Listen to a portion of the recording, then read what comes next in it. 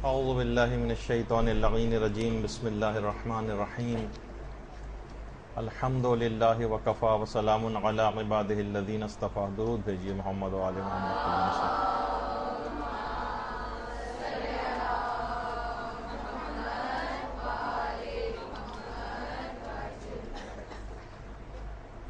آج ایک انتہائی اہم ترین موضوع پر آپ سے گفتگو کرنا ہے،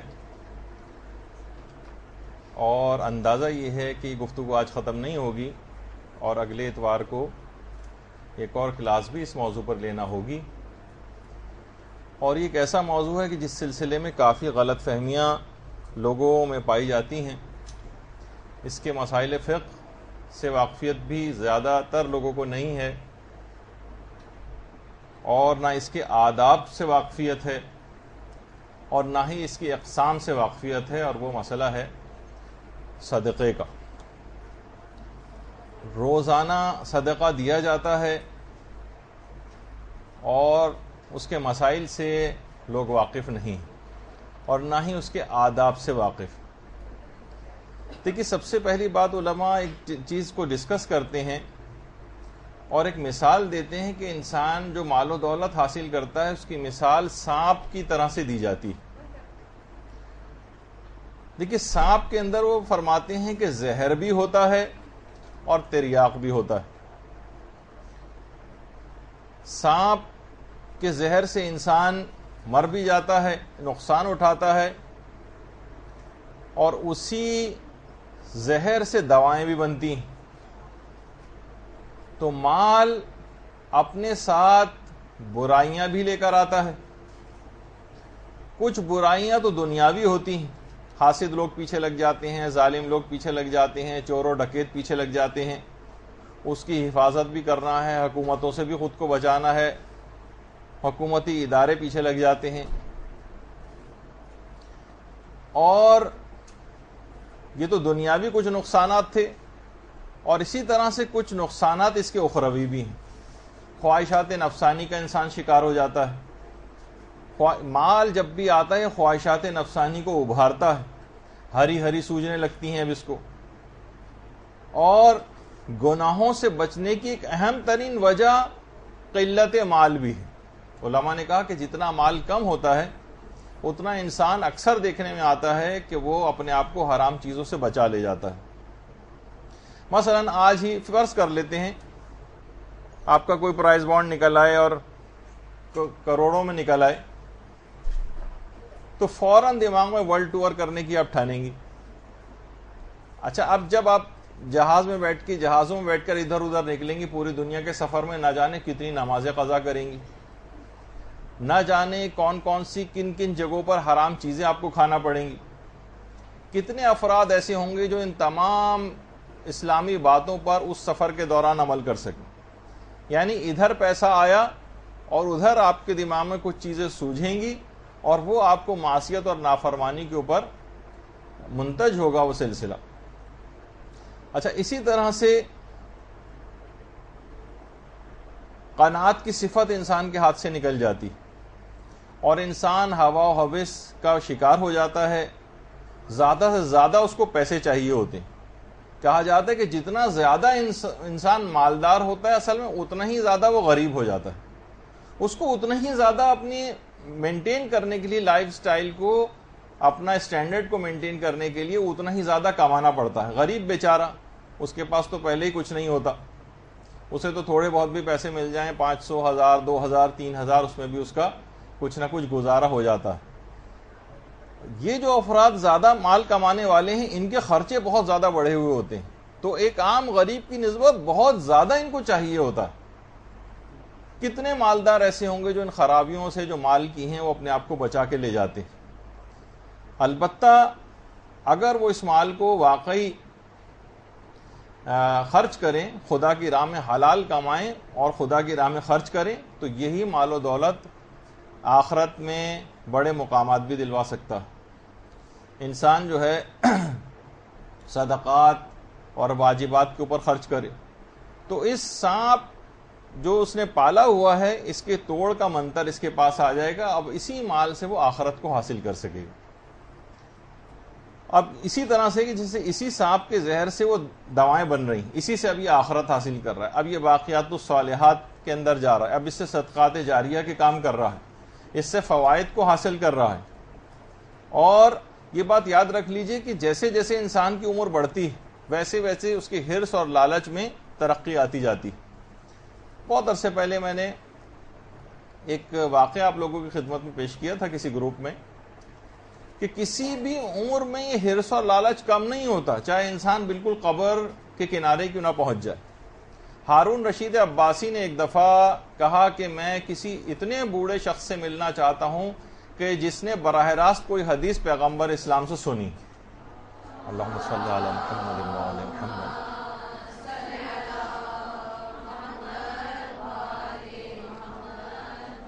بعض اوقات بہت سارے بادشاہ اس قسم کے کام بھی کرتے ہیں، کبھی کبھار دماغی رو بہک جاتی ہے تو اس کو حدیث رسول جو ہے سننے کی سوجھی۔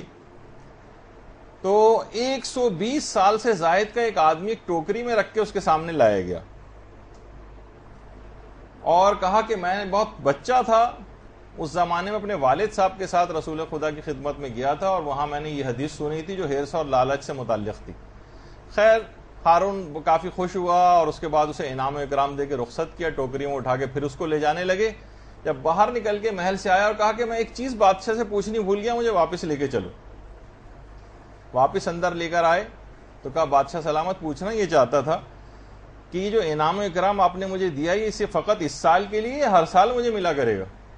120 سال سے زیادہ کا آدمی اور ایک حدیث بھی سنائی ہے حرص اور لالچ سے متعلق پیغمبر کی، اور وہ یہ بات کہہ رہا ہے۔ تو بہرحال یہ یاد رکھ لیجئے کسی بھی یہ مرض بڑھتا چلا جائے گا حرص اور لالچ کا، اور یہ کم نہیں ہوگا۔ علماء فرماتے ہیں کہ سانپ کے کاٹے کی اذیت کا تو انسان کو پتہ چلتا ہے، لیکن مال جو زہر بن کے اور سانپ بن کے ڈس رہا ہوتا ہے اس کی اذیت کا انسان کو احساس نہیں ہوتا۔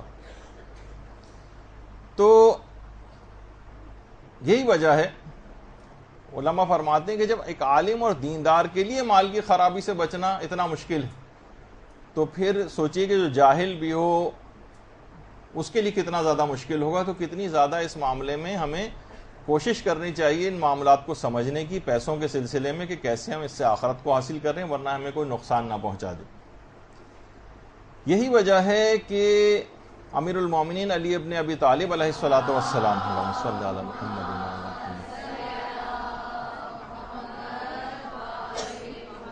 مولا درہم یا دینار کو ہاتھ میں اٹھا کر اس کو دیکھ کر یہ جملہ ارشاد فرماتے تھے کہ تو وہ ہے جو میرے ہاتھ سے نکلے بغیر مجھے فائدہ نہیں پہنچا سکتا۔ اور آپ خود دیکھ لیں، جب تک پیسہ آپ کے پاس آپ کے بینک میں پڑا ہوا ہے، آپ کے لاکر میں پڑا ہوا ہے، جب تک آپ اس کو اپنے ہاتھ سے نکالیں گے نہیں تب تک یہ آپ کو فائدہ نہیں پہنچائے گا۔ تو مولا یہ فرماتے تھے کہ اس وقت تک یہ فائدہ نہیں پہنچا سکتا جب تک یہ دوسرے کے ہاتھ میں نہ چلے جائے، تبھی آپ کو اس کے فائدے ملتے ہیں۔ اور پیغمبر کی تو ایک بڑی عجیب و غریب یعنی جس میں یہ صفت سخاوت پیدا ہو جاتی ہے، اس کے لیے پیغمبر فرماتے ہیں کہ سخی کی آنکھوں کا پانی آب کوثر سے خلق ہوا ہے، آب کوثر سے سخی کی آنکھوں کا پانی خلق ہوا ہے۔ اور یہ بھی پیغمبر ہی کا جملہ ہے کہ جو بخیل ہے اس کی آنکھوں کا پانی آب اوسج سے خلق ہوا ہے، کہ کانٹے دار خاردار جو درخت ہوتا ہے اس کو اوسج کہتے ہیں، اس کا جو پانی ہے اس سے بخیل یا کنجوس کی آنکھوں کا پانی اس سے خلق ہوا۔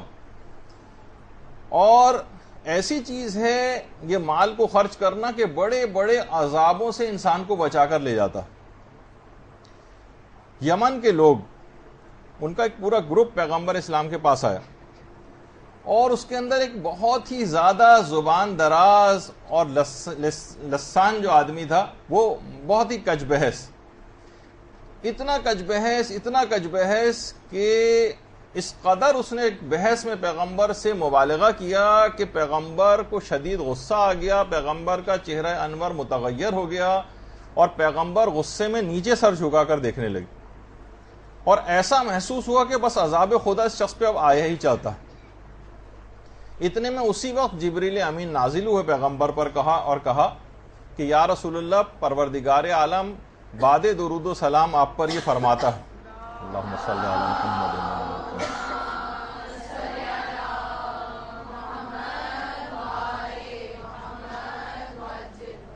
کہ یہ سخی ہے، بس جبریل نے یہ کہا کہ یہ شخص سخی ہے، پیغمبر اسلام کا غصہ اسی وقت سر پڑ گیا، اور پیغمبر اسلام نے اس کے بعد سر کو بلند کیا اور کہا کہ ابھی ابھی جبریل نے مجھے آ کر خبر دی کہ تو اہل سخاوت میں سے، اور یاد رکھ اگر ایسا نہیں ہوتا تو میں تجھ کو اپنے سے اس قدر دور کرتا کہ تو دوسروں کے لیے باعث عبرت بن جاتا۔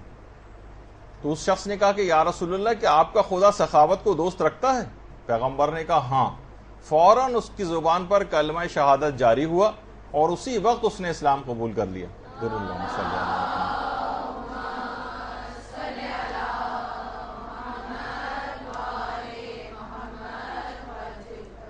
اور اس کے بعد اس نے قسم کھائی کہ میں اس سخاوت کے سلسلے کو جاری رکھوں گا اور کبھی کسی ایک شخص کو بھی خالی ہاتھ نہیں لوٹاؤں گا۔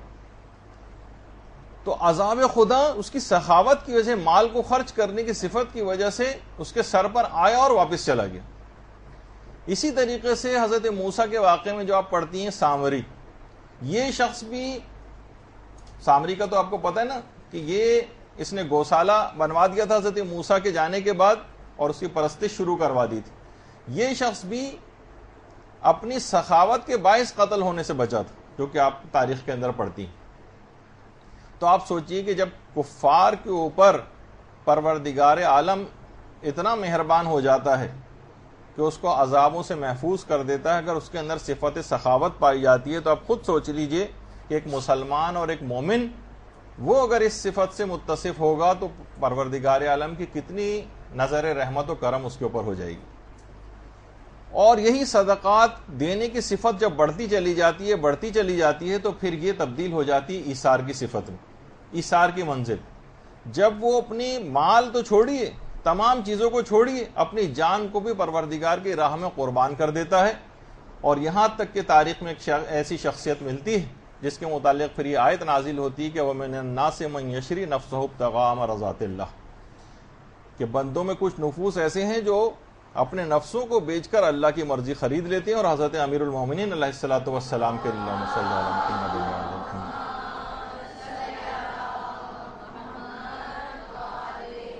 کہ پروردگار عالم پھر اپنے فرشتوں پر فخر و مباحت کرتا ہے ایسی شخصیات پر۔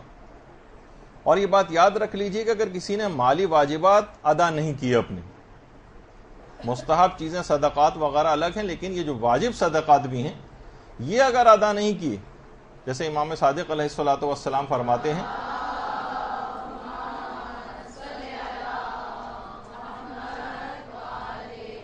کہ اگر کسی شخص نے زکوٰۃ ادا نہیں کی، اچھا زکوٰۃ کی بھی آپ کو پتہ ہے کہ دو اقسام، ایک تو مالی زکوٰۃ ہوتی ہے، زکوٰۃ مال، اور ایک ہوتی ہے جان کی زکوٰۃ جسے فطرہ کہا جاتا۔ فطرہ لوگ اتنا لیٹ پہنچاتے ہیں، اتنی دیر کر دیتے ہیں کہ بعض اوقات اگلا سال شروع ہو جاتا، اور بلکہ اکثر اس قسم کے فطرے لوگ ہمیں لا کر دیتے ہیں کہ یہ پہنچا دیجیے گا۔ تو اکثر ہم تھوڑے دن پہلے ایک صاحب نے فطرہ لا کے دیا تو میں نے ان سے کہا کہ یعنی اتنے آپ ماشاءاللہ ایکٹیو ہو گئے کہ اگلے سال کا بھی فطرہ پہلے سے نکال رہے ہیں۔ تو کہنے نہیں، وہ میں نے پچھلے سال کا نکال رہا تھا۔ تو پچھلے سالوں کے فطرے اس انداز سے نکالے جاتے ہیں۔ تو چھٹے امام یہ جملہ ارشاد فرماتے ہیں کہ اگر کوئی شخص زکوٰۃ ادا نہیں کرے گا، چاہے یعنی یہ زکوٰۃ فطرہ ہی کیوں نہ ہو، اور ایسا وقت اس کے اوپر پھر آئے گا کہ قیامت میں اس کے اوپر سانپ مسلط کیے جائیں گے جو اس کے پیچھے بھاگیں گے، اور وہ سانپ جو ہیں اس کے جسم کو چبائیں گے،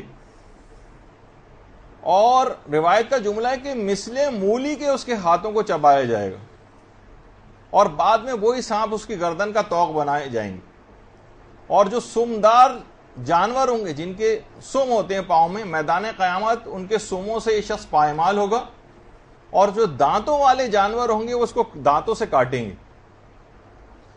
تو آپ یہ دیکھ لیجئے کہ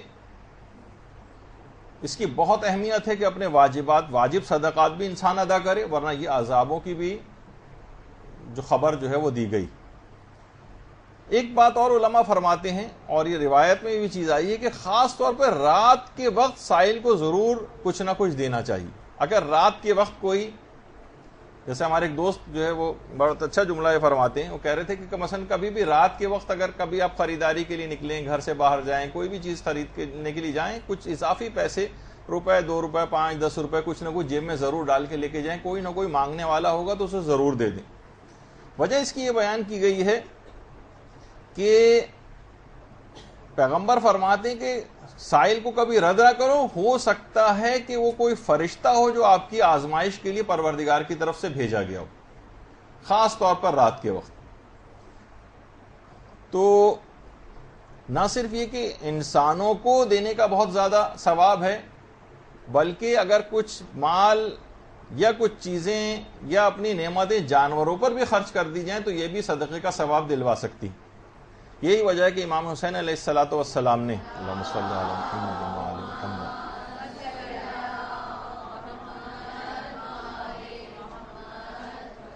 نے اس وقت جب حر نے راستہ روکا تھا تو حضرت حر کے جو گھوڑے تھے ان کو بھی امام حسین علیہ السلام نے پانی مہیا کیا تھا، یہاں تک کہ جب تک کہ جانوروں نے پانی سے منہ نہیں ہٹا لیا تھا، جب تک برتن دور نہیں کیے گئے تھے۔ اور اگر آپ نے اس کا خیال نہیں کیا تو یاد رکھ لیجیے، یہ بات یاد رکھ لینی چاہیے، قرآن میں بھی بات آئی ہے کہ اموال کو اور اولاد کو فتنہ قرار دیا گیا۔ فتنہ آزمائش کے معنوں میں، یہ جو پیسہ آپ کے پاس موجود ہے یہ آپ کی آزمائش کے لیے چیز آئی کہ پروردگار نے آپ کو دی۔ اور یہ بھی علماء فرماتے ہیں کہ خاص طور پر مرحومین کے لیے پہلی رات کو ضرور صدقہ دینا چاہیے، جو پہلی رات مرحومین کے اوپر آتی قبر میں۔ اور اگر کوئی روایت میں یہ بات آئی ہے کہ اصل میں یہ چیز ہے پہلی رات کے لیے، جو مردہ قبر میں جاتا ہے تو آپ عام طور پر اعلان ہوتا ہے نماز وحشت قبر کا، لیکن اصلاً وہ صدقے کے لیے ہے۔ یعنی اگر کوئی پیغمبر سے لوگوں نے کہا کہ یا رسول اللہ ہمارے پاس تو اتنے پیسے نہیں ہیں، تو پھر کہا کہ اگر پیسے کسی کے پاس صدقہ دینے کے نہ ہو تو پھر وہ 2 رکعت نماز وحشت قبر پڑھے۔ لیکن ظاہر ہے کہ اب معاملات ایسا نہیں رہے، غریب سے غریب آدمی کے پاس بھی کچھ نہ کچھ ہوتا ہے تو وہ صدقہ بھی دے اور نماز وحشت قبر بھی اس کو پڑھنا چاہیے۔ تو بخیلوں کی کتنی زیادہ مذمت آئی ہے، اور سخی جو ہیں اور اخلاص کے ساتھ صدقات اگر دیں تو ان کے لیے تو پھر کچھ ایسے سخی بھی ہیں جن کے لیے پورا سورہ حل عطا جو ہے وہ نازل ہوا ہے۔ اور اب اس کی ایک وجہ یہ بھی ہے کہ دیکھیے ابھی جو ذکر ہو رہا تھا کہ سائل جو ہے نا وہ خدا کی طرف سے بھیجا ہوا ہوتا ہے، یہ امیر المومنین فرماتے ہیں سائل خدا کی طرف سے بھیجا ہوا ہوتا ہے، لہٰذا کبھی اس کو رد نہ کرنا۔ اس کو رد کرنا ایسے ہی ہے جیسے تم نے خدا کی بات نہیں رکھی۔ اور اگر تم نے سائل کو کچھ عطا کیا، اس کی حاجت پوری کی، تو ایسا ہی شمار کیا جائے گا جیسے آپ نے پروردگار عالم کو کچھ دیا، باقاعدہ لعلی الاخبار کی روایت۔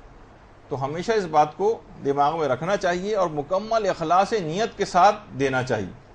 صدقہ کے متعلق کہا جاتا ہے کہ صدقہ جو ہے اس کے معنی یہی ہیں، صدق سے نکلا ہے، یعنی سچائی، یعنی جب قول اور فعل کے ساتھ اس کا اعتقاد بھی ہم آہنگ ہو جاتا ہے تو اس کے اوپر صدق کا یا سچائی کا اطلاق ہوتا ہے۔ اور صدقے میں بھی یہی تینوں عوامل کار فرما ہوتے ہیں، یعنی قول اور فعل اور اعتقاد کی ہم آہنگی اور سچائی۔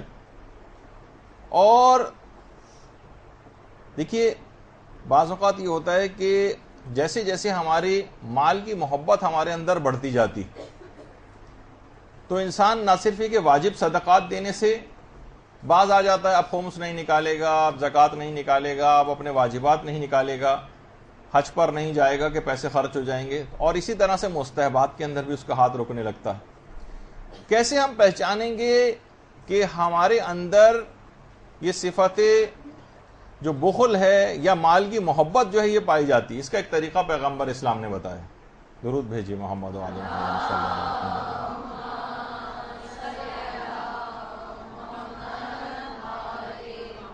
پیغمبر فرماتے ہیں کہ اگر جب کبھی بھی، مفہوم یہ ہے کہ جب کبھی پیسہ دینے کا وقت آئے راہ خدا میں اور تمہارا دل اپنی ضرورتیں گنوانے لگے، اور جیسے آپ دینے لگیں گے نا فوراً آپ کے دماغ میں چیزیں آنے لگیں گی، بھی مجھے یہ کام بھی کرنا ہے، بھی مجھے یہ کام بھی کرنا ہے، اس کے معنی یہ ہیں کہ دل میں مال کی کچھ محبت پائی جاتی ہے۔ یا علماء فرماتے ہیں اگر دے دیا تو بعد میں کوڑ رہے ہیں کہ کیوں ہم نے دے دیا. کبھی کبھار جوش و جذبات میں انسان آ کر دے دیتا. اور قرآن میں تو اس حد تک اس بات کو جو مال کی محبت کی پہچان کا جو طریقہ بتایا گیا ہے اور اس کے خطرے کی نشاندہی قرآن نے بھی کی کہ اللہ کے راستے میں خوب خرچ کرو. وَأَنفِقُوا فِي سَبِيلِ اللَّهِ وَلَا تُلْقُوا بِأَيْدِيكُمْ إِلَى التَّهْلُكَةِ. اور دیکھو اللہ کے راستے میں خوب خرچ کرو اور خود کو ہلاکت میں نہ ڈالو. مفسرین یہاں پر فرماتے ہیں کہ اس کے معنی یہ کہ فقر اور غربت کے ڈر سے خدا کے راستے میں نہ دینا. اس کی شان نزول میں بہت سی چیزیں بیان کی جاتی ہیں کہ انصار خوب صدقات دیا کرتے تھے، لیکن ایک سال جب قحط آیا اب ان کے خیالات فاسد ہو گئے اور انہوں نے صدقات دینے چھوڑ دی، اپنے پاس سیو کر کر کے رکھنے لگے. تو اس موقع پر یہ آیت نازل ہوئی اور کچھ شان نزول اور بھی اس کے بیان کیے جاتے ہیں. تو اسی طریقے سے سورہ بقرہ کی آیت نمبر 219 جو ہے کہ اے رسول یہ آپ سے پوچھتے ہیں کہ خیرات میں ہم کتنا خرچ کریں. وَيَسْأَلُونَكَ مَاذَا يُنْفِقُونَ قُلِ الْعَفْوَ، کہ ہم کتنا خیرات میں خرچ کریں. دیکھیے یہ لوگوں کے دماغ میں بھی آتا ہے کہ ہمارے پاس پیسہ، لوگ عام طور پہ یہ سوچتے ہیں کہ صندوقچی گھر میں رکھی ہوئی ہے، کوئی فقیر آیا گاڑی میں ریزگاری رکھی ہوئی ہے 4 آنے 8 آنے بس وہ نکال کر دے دی، ٹھیک ہے وہ بھی صدقہ شمار ہو جاتا ہے، اس کے بھی ہم آگے چل کر بیان کریں گے. لیکن کیا فقط اس حد تک ہی کیا بس یہی ذمہ داری ہے آپ کی؟ سارا زندگی میں کیلکولیٹ کریں گے تو چند ہزار سے زیادہ نہیں بنیں گے. کہ یہ رسول آپ سے آ کر پوچھتے ہیں کہ ہم کتنا ہمیں خرچ کرنا چاہیے، تو ان سے فرما دیجئے کہ جتنا بھی ضرورت سے زائد ہو اس کو خدا کی راہ میں خرچ کرو. پیغمبر اتنا زیادہ اس بات کی تاکید فرماتے تھے ضرورت سے زائد کو خرچ کرنے کے متعلق کہ پیغمبر کے صحابہ ارشاد فرماتے تھے کہ ہمیں گمان ہونے لگا کہ ہمارا اس مال پر کوئی حق ہی نہیں ہے جو ہماری ضرورت سے زائد بن رہا ہو. پیغمبر نے اتنی اس حد تک تاکید کی تھی. تو علماء نے کہا کہ بہرحال اس کے اندر ایک درمیانی نظریہ بھی ہے، یعنی اس کا مفہوم یہ ہے کہ اتنا خرچ بھی نہ کرو کہ تم خود کسی دنیاوی تکلیف میں گرفتار ہو جاؤ، اور نہ بالکل دینے سے رک جاؤ کہ دوسروں کا حق ضائع ہونے لگے اور پھر تمہیں آخرت میں اس کی تکلیف اٹھانی پڑے. یعنی نہ ان کو کوئی تکلیف ہو، نہ خود تمہیں کوئی تکلیف اٹھانی پڑے، نہ اس دنیا میں نہ آخرت میں. ایک ایسی میانہ روی والی خرچہ ہم کو کرنا پڑے گا. اور یہ بھی ارشاد فرمایا پروردگار عالم نے جب قرآن کی آیات نازل ہوئی کہ من جاء بالحسنۃ فلہ عشر امثالھا، کہ جو بھی نیکی کا کام کرے گا پروردگار عالم اس کو 10 گنا دے گا. تو پیغمبر اسلام نے اس آیت کے نازل ہونے کے بعد پروردگار سے دعا کی پروردگار میری امت کا ثواب دوگنا کر دے. پھر آیت نازل ہوئی من ذا الذی یقرض اللہ قرضا حسنا فیضاعفہ لہ اضعافا کثیرا، اور یہ کون ہے جو خدا کو قرض حسنا دے اور پھر خدا اس کو جو کچھ دیں گے اس کو دوگنا کر کے یا بہت زیادہ کر کے واپس لوٹائے. پھر پیغمبر نے مزید دعا دی. جب مزید دعا دی تو پھر اور آیات بھی نازل ہوئیں اور اس کے نتیجے میں پھر بلا حساب، اس کی پوری تفسیر جا کر دیکھیے کہ پھر اس کے بعد پھر یہ دوگنا تگنا 10 گنا 20 گنا نہیں، پھر بلا حساب دینے کی پروردگار نے آیات کو نازل کیا. تو دیکھیے صدقہ دینا اسی طرح سے ہے کہ جیسے آپ فکس ڈپازٹ میں پروردگار عالم کے پاس کچھ رکھوا دیں اور اس کے بعد وہ ملین اور بلین اور ٹریلین میں جو ہے وہ آپ کو واپس ملے. تو جب واقعی آپ کو اس کی ضرورت ہوگی، کیونکہ دیکھیے یہ صدقہ نہ دینا ایک ایسی چیز ہے، ایک ایسی حسرت ہے جس کا قرآن کی آیات کے اندر بھی اس کا تذکرہ آیا کہ جو کچھ ہم نے تمہیں دیا ہے اس سے پہلے ہی اس کو خرچ کر لو. جو کچھ ہم نے دیا ہے اس سے پہلے ہی اس کو خرچ کر لو، اس سے پہلے کہ تمہیں موت آ جائے. اور پھر پروردگار نے کہا کہ اور وہ کہنے لگے کہ اے میرے ربی لولا اخرتنی الی اجل قریب، کہ پروردگار مجھے تو نے تھوڑے دن کی مہلت کیوں نہیں دی کہ فاصدق واکن من الصالحین، کہ میں صدقہ دیتا اور میں صالحین میں سے ہو جاتا. یعنی یہ اس وقت کی ان لوگوں کی حسرت ہوگی. تو بہرحال یہ اس موقع پر ایسی جب مرتے وقت اس بات کی حسرت ہوگی کہ میں نے صدقات کیوں نہیں دی. اور پھر اس دنیا کے اندر بھی ہے کہ اس کا رزق کم نہیں ہوتا ہے بلکہ آسمان سے اس کا رزق نازل ہوتا ہے. اور یہی وجہ ہے کہ حضرت امیر المومنین علیہ الصلوۃ والسلام نے جملہ ارشاد فرمایا ہے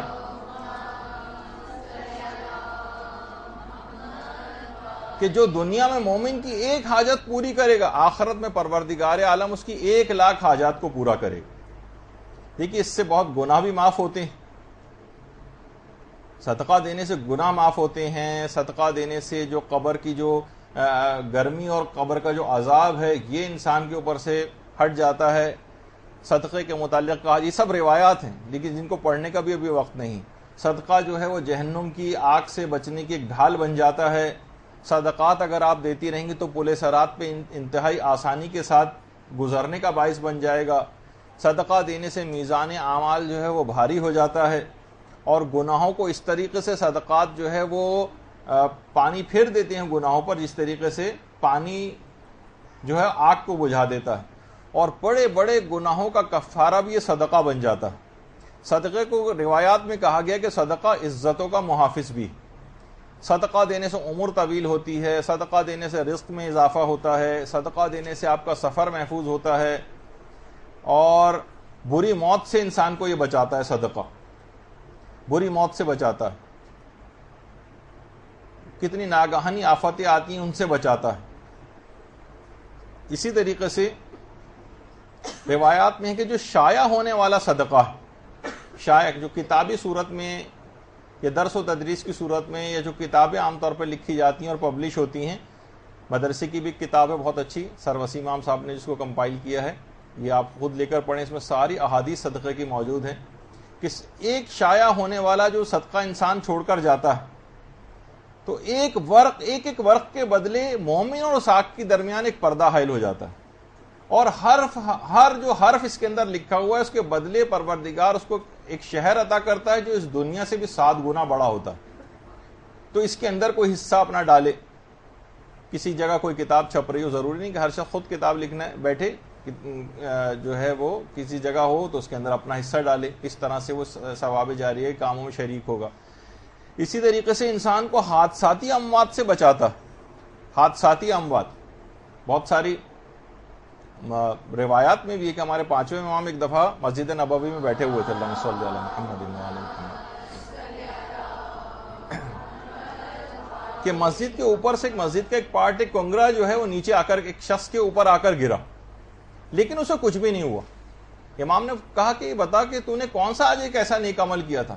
کہا کہ یا ابن رسول اللہ مجھے اور تو کوئی ایسی بات یاد نہیں آ رہی, البتہ جب میں گھر سے باہر نکلا تھا صبح یہاں آنے کے لیے تو میرے ہاتھ میں کچھ کھجوریں تھیں تو مجھے کھجور کھانی تھی لیکن رستے میں مجھے ایک مستحق نظر آیا تو میں نے وہ ساری کھجوریں اس کو دے دی. امام نے کہا بس یہی چیز تجھ کو آج بچا کے لے گئی.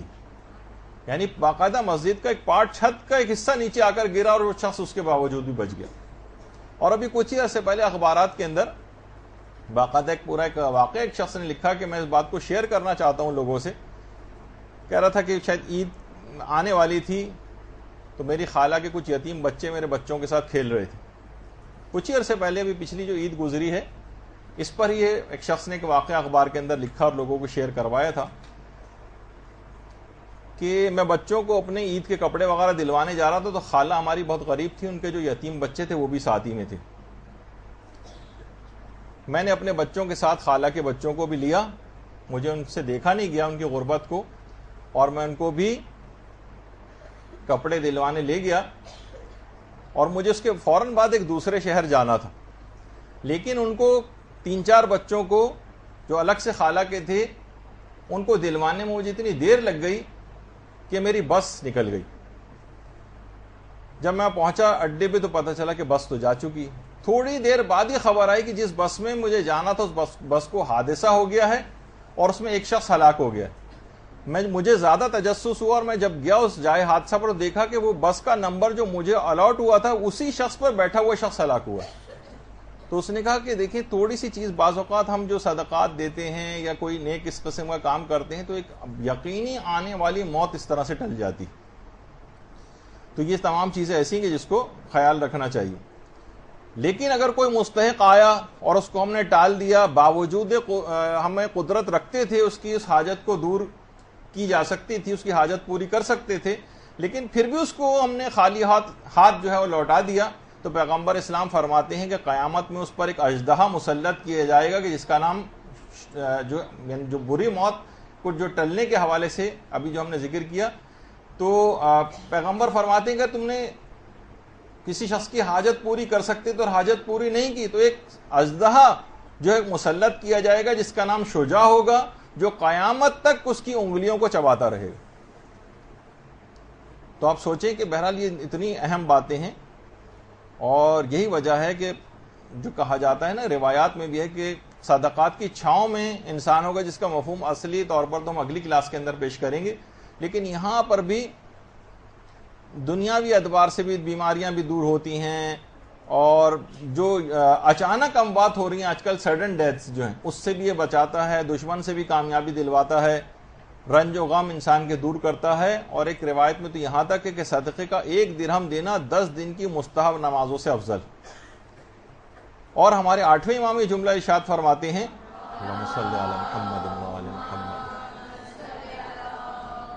کہ بندے کے لیے سب سے زیادہ خوشی کا دن وہ ہے جس دن خدا اسے صدقہ دینے کی توفیق عطا فرما دے۔ تو آپ نے دیکھا کہ فضائل اس کے اتنے بے شمار ہیں کہ کوئی حد اور انتہا نہیں ہے، آپ جا کے کتابوں کے اندر اب باقی اب پڑھ لیجئے گا۔ لیکن کچھ چیزیں ایسی ہیں کہ ہمارے جس انداز سے صدقہ دیا جاتا ہے اس کے اندر کوئی ادب اور ایک احترام نہیں ہوتا، بلکہ بعض اوقات اس صدقے کی توہین شمار ہوتی۔ تو کچھ صدقہ دینے کے کچھ آداب بیان کیے گئے ہیں، تقریباً 35 آداب ہیں صدقہ دینے کے جن کا خیال کرنا چاہیے۔ آداب صدقہ، دیکھیے سب سے پہلی بات تو یہ ہے، سب سے پہلا ادب جو اس میں شمار ہوتا ہے کہ جیسے ہی آپ کے دل میں صدقہ دینے کا خیال آئے، خیال آتے ہی آپ صدقہ دے دیں، اور سمجھ جائیں کہ اس وقت شیطان مجھ سے غافل ہے اور فرشتہ جو ہے وہ میرے دل پر سے گزر گیا۔ یہ خیال فوراً اس موقع کو غنیمت جانیے اور صدقہ دے دیں، ورنہ اب جیسے ہی آپ نے صدقے کو بعد کے لیے ٹالا، ابھی نہیں دے رہے چلو بعد میں دے دیں گے، تو ہزاروں شیاطین آپ کے ہاتھ سے آ کر چمٹ جائیں گے اور گویا زنجیریں آپ کے ہاتھ میں باندھ دیں گے اور آپ کو صدقہ نہیں دینے دیں گے۔ یعنی وہ موقع اگر آپ نے نکال دیا، جیسے خیال آیا دماغ میں صدقہ دینے کا، اسی وقت صدقہ دے دیں۔ دوسری چیز یہ کہ کسی کی ضرورت کا گمان ہوتے ہی آپ صدقہ دے دیں۔ اچھا فوراً دماغ میں ہر وقت وہ روڈوں پہ جانے والے فقیری شمار نہیں کریں اس کو، بلکہ آپ دوسرے لوگوں کو جو ویسے بھی عام طور پر امداد کرتی ہیں اپنے خاندان میں ضرورت مندوں کی، رشتہ داروں کی، کہ ضرورت کا گمان ہوتے ہی آپ ان کو صدقہ دے دیں، یعنی بلا مانگے صدقہ دیں۔ لیکن اگر اس نے مانگ لیا یا ہاتھ پھیلا دیا آپ کے سامنے یا آپ سے آ کر کچھ کہا، تو علماء فرماتے ہیں کہ یہ اس کی پھر آبرو کی قیمت ہوگی جو آپ نے دی ہے، احسان کامل نہیں ہوگا۔ تو بلا مانگے اس کو دیں۔ تیسرا ادب یہ ہے کہ صدقہ دینے میں کچھ زحمت برداشت کریں، ایفرٹ ہونی چاہیے۔ یہ نہیں کہ مثلاً جس کو چاہیے ہمارے پاس آ جائے، ہم لائنیں لگوائیں، چکر لگوائیں اس سے نہیں۔ بعض اوقات صدقے کی اتنی اہمیت ہے کہ آپ خود جا کر پہنچائیں، اگر یہ ممکن ہے، چاہے آپ اس کو بلوا بھی سکتے ہوں۔ اچھا وہ حالات اور واقعات اپنے مطابق آپ فیصلہ کریں کہ کیا ہے۔ کچھ ایسے رشتہ دار ہیں کہ مثلا آپ اگر انہیں بلائیں گے ان کی توہین ہوگی، ہتک ہوگی، وہ اچھا نہیں محسوس کریں گے، تو آپ خود جا کر ان کو دیں، غریب رشتہ داروں کو خود جا کر دیں۔ بلکہ ملا احمد نراقی جن کی کتاب عروج السعادہ ہے بہت بہترین، انہوں نے ایک جملہ اپنی کتاب کے اندر لکھا ہے کہ اگر کوئی اپنے دوش پر صدقہ لے کر جائے، یعنی کسی غریب کو دینے کے لیے اپنے ساتھ، تو یہ ایک حسن جمیل ہے، یہ یعنی انتہائی خوبصورتی کی بات ہے، اس کی ایک بہت زبردست اس کے اندر ہے۔ اس کا مطلب ہے آئمہ کی ایک صفت پائی جاتی، جس طرح ملتا نہیں کہ امیر المومنین اور چوتھے امام کے متعلق ملتا ہے کہ کمر پر کس طرح اپنے پاس بھی بلوا سکتے تھے، غربا آتے گھر سے آ کر لے جاتے، نہیں خود ان کے پاس لے جا کر پہنچاتے تھے۔ تو خود صدقہ دینے کا ایک ادب یہ ہے کہ انسان کچھ ایفرٹ کرے، کچھ محنت کرے اس سلسلے۔ جس وقت آپ صدقہ دیں، صدقہ دینے کے بعد اپنے ہاتھ کو بوسہ دینا، کیونکہ یہ ہاتھ جس کے اندر آپ نے صدقہ دیا ہے، اس کو کہا جاتا ہے یہ نائب دست خدا، خدا صدقات کو خود لیتا ہے۔ اور یہ والی بات بھی جو ہے صدقہ دینے کے بعد اپنے ہاتھ کو بوسہ دینا، یہ سیرت امام سجاد علیہ الصلوۃ والسلام بھی۔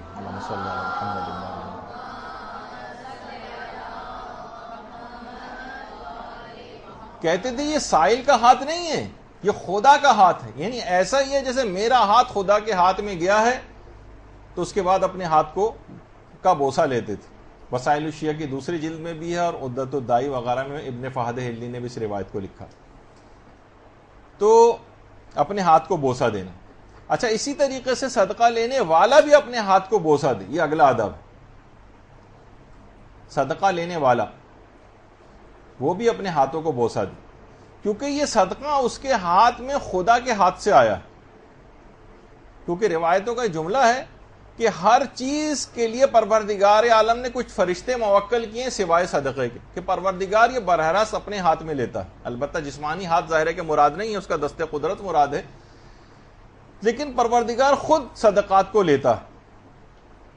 تو جسے بھی جس نے صدقہ لیا ہے وہ بھی اپنے ہاتھ کو بوسہ دے، یعنی کسی سے امداد لیے جا کر کسی کے پاس گئے، ہمیں ضرورت ہوئی، اس کے بعد اپنے ہاتھ کو بھی بوسہ دے، یہ پروردگار کے ہاتھ سے اس کے پاس چیز آئی۔ اسی طریقے سے جس وقت آپ صدقہ دیں، چھٹا ادب یہ کہ صدقہ دیتے وقت اپنا کھلا ہاتھ نیچے رکھیں، اس پر وہ چیز رکھیں جو آپ کو دینی، اور وہ دوسرا شخص اوپر سے ہاتھ ڈال کر اس کو اٹھا لے، یعنی آپ کا ہاتھ نیچے ہو، کیونکہ نائب دست خدا اس کا ہاتھ ہے، اس کے ہاتھ کو نیچے نہیں ہونا چاہیے۔ آپ اپنا ہاتھ نیچے رکھیں اور اس کے اوپر وہ ہاتھ پھیلا کر وہ چیز رکھ لیں، جو بھی پیسے یا کوئی چیز آپ کو دینی ہے اس پہ سے وہ خود اٹھا لے۔ یہ کہا جاتا ہے نا کہ کنگ پرونیٹ اینڈ بیگر سوپینیٹ، یعنی ہمیشہ بادشاہ کا ہاتھ اوپر ہوتا ہے اور جو ہاتھ پھیلا ہوا ہوتا ہے وہ فقیر ہوتا ہے، تو اس کا ہاتھ اوپر رہنا چاہیے۔ اور جس وقت آپ صدقہ دیں، صدقہ دیتے وقت عاجزی اور انکساری کا بھی مظاہرہ کریں۔ کسی کو مثلا کوئی رشتہ دار ہے، کوئی اور ایسا دوست ہے، کوئی احباب میں سے کوئی ہے، کوئی اور مومن ہے، کیونکہ دیکھیں علماء فرماتے ہیں حقیقتاً آپ نے ایک فانی چیز دی ہے اور اس کے بدلے میں آپ ایک عظیم اور باقی چیز حاصل کر رہے ہیں۔ جو آپ اس کو دے رہے ہیں وہ کم بھی ہے، حقیر بھی ہے اور فانی بھی ہے، اس کے ذریعے جو آپ کو مل رہا ہے وہ کثیر بھی ہے، عظیم بھی ہے اور باقی بھی اور ہمیشہ رہنے والا۔ تو جس کے ذریعے آپ یہ سب چیز حاصل کر رہی ہیں اتنے زیادہ، اس سے آپ حقارت کا سلوک کریں گی۔ علماء جب بھی فرماتے ہیں، اور یہ سب روایات کی روشنی میں، کہ جو غربت کا مقام ہے نا وہ مالداری سے بہتر ہے، کیونکہ غریب کا ہاتھ کو کہا گیا یہ نائب دست خدا ہے، اور اس قدر اس کی فضیلت ہے کہ خدا نے مالداروں کو غریبوں کا خادم مقرر کیا ہے، کہ تم پیسے کماؤ، جاؤ تم کاروبار کرو اور ان کو لا کر دو، اور نہیں اگر دو گے تو تم مستحق عذاب ٹھہرائے جاؤ گے۔ تو ایک ادب یہ ہوا کہ صدقہ دیتے وقت عاجزی اور انکساری کا مظاہرہ کرنا چاہیے۔ اچھا، صدقہ ہمیشہ اپنے پاک اور حلال مال سے دیں، حرام مال سے نہیں۔ علماء فرماتے ہیں حرام مال سے صدقہ دینا ایسے ہی جیسے پیشاب سے کپڑے کو پاک کرنا۔ حرام مال سے صدقہ، یہ صدقے کی توہین ہے، تو ہمیشہ اپنے پاک اور حلال مال سے دیں۔ صدقہ اپنے پسندیدہ اور محبوب مال سے دیں، یہ نواں ادب ہے۔ روایات میں ملتا ہے کہ ہمارے چھٹے امام جو تھے، امام جعفر صادق علیہ الصلوۃ والسلام،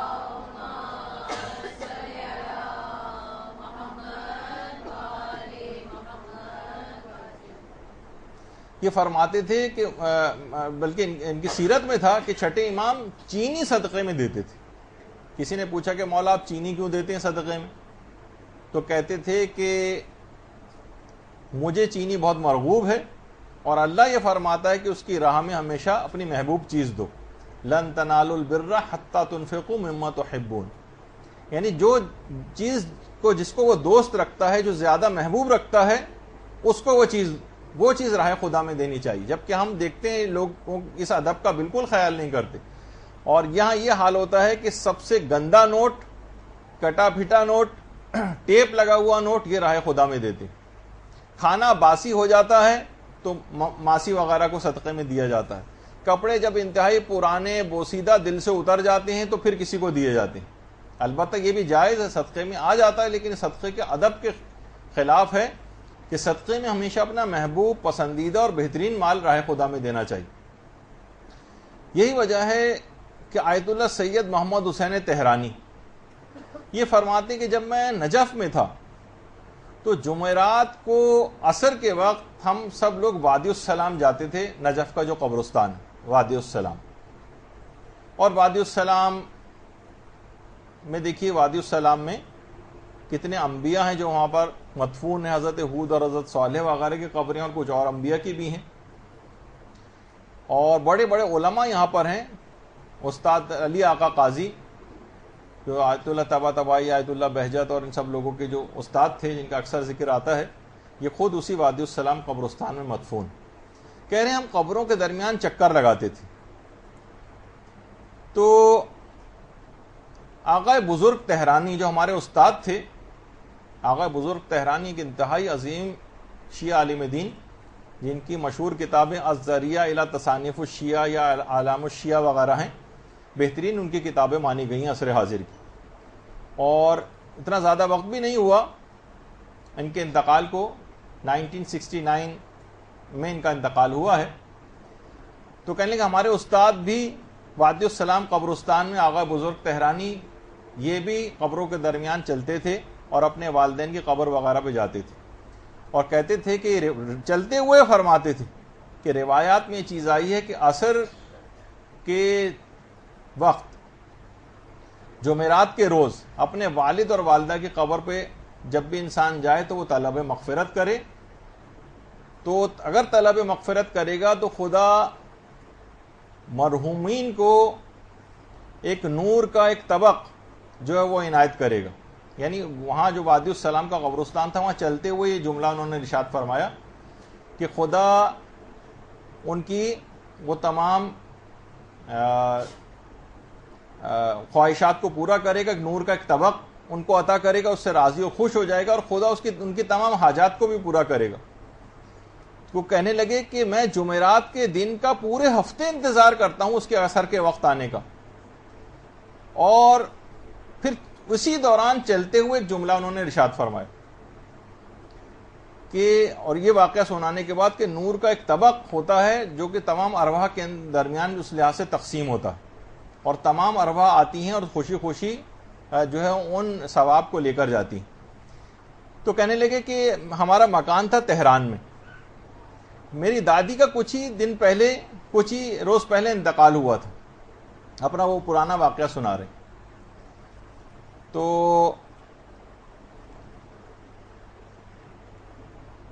ہوا یہ کہنے لگے کہ میری ماں نے ہماری دادی کے انتقال کے کچھ ہی دن ہوئے تھے کہ ایک خاص قسم کا پلاؤ بنایا جس کا نام البالو ہے. اور اتنے میں جب وہ بھی کھانا تیار ہی ہوا تھا کہ فقیر نے آواز دی. میری ماں جو ہے اس وقت باورچی خانے میں تھی، کچن میں. وہ چاہتی تھی کہ اپنی ساس کے لیے کچھ صدقہ کریں اس کھانے کو. تو کہیں اس ڈر سے کہ کہیں وہ فقیر چلا نہ جائے، جلدی میں انہوں نے نسبتاً کم دھلا ہوا اور گندا برتن جو ہے وہ اٹھایا اور اس کے اندر کھانا دے دیا. اب آدھی رات کے وقت آقا بزرگ تہرانی فرماتے ہیں کہ میں نے خواب میں دیکھا کہ میری دادی آئی ہیں اور کہہ رہی ہیں کہ میری بہو نے دیگر مرحومین کے سامنے میری بے عزتی کروا دی اور میرے لیے غذا گندے برتن میں دے دی جو کم دھلا ہوا تھا. میں فوراً نیند سے بیدار ہوا اور بھاگا اپنی ماں کے پاس گیا، ان کو بھی نیند سے بیدار کر کے کہا کہ والدہ گرامی آپ نے آج کیا کیا ہے، اور اپنا واقعہ پورا سنایا خواب کا. تو ان کی والدہ نے بڑا افسوس کیا کہ میں نے اپنی جلد بازی کی وجہ سے یہ سب کچھ کیا ہے اور اس کی وجہ سے یہ دادی کا جو تمہاری جو خواب ہے اسی وجہ سے ہے کہ میں نے صاف برتن میں کھانا نہیں دیا تھا. لہٰذا ہمیشہ یہ بات یاد رکھ لیجئے کہ بہترین غذا ہونی چاہیے، بہترین لباس ہونا چاہیے، اچھی اور پسندیدہ چیز راہ خدا میں صدقہ کریں. یہی وجہ ہے کہ جو آپ سنتی ہیں واقعات کے اندر اس سے اس بات کو مربوط کریں کہ امیر المومنین جب قمبر کے ساتھ بازار کے اندر تشریف لے جاتے تھے تو ایک روایت میں ملتا ہے کہ 2 لباس امیر المومنین نے لیے، ایک 3 درہم کا تھا اور ایک 2 درہم کا تھا. تو 3 درہم والا قمبر کو امیر المومنین نے دیا. تو قمبر نے کہا کہ مولا آپ منبر پر خطبہ دیتے ہیں، کیا یہ اچھا ہو کہ آپ اس لباس کو زیب تن فرمائیں؟ کہا کہ نہیں قمبر، تم نوجوان ہو، نوجوانی میں تمہیں اس قسم کا لباس پہننا چاہیے. مجھے خدا سے حیا آتی ہے کہ لباس کے معاملے میں تجھ پر اپنے آپ کو فوقیت دوں. تو اور وہی روایت کے اندر نہیں ملتا جو اپنے لیے پسند کرو وہی اپنے مسلمان بھائی کے لیے کرو. تو امیر المومنین نے اس انداز سے طریقہ کار کرتے تھے کہ بہترین چیز راہ خدا کے اندر دیتے جو خود کو پسند ہوتی تھی. اور وہ واقعہ بھی کتنا مشہور ہے کہ ایک دفعہ امیر المومنین علیہ الصلوۃ والسلام نے امام حسن سے کباب کی فرمائش کی تھی.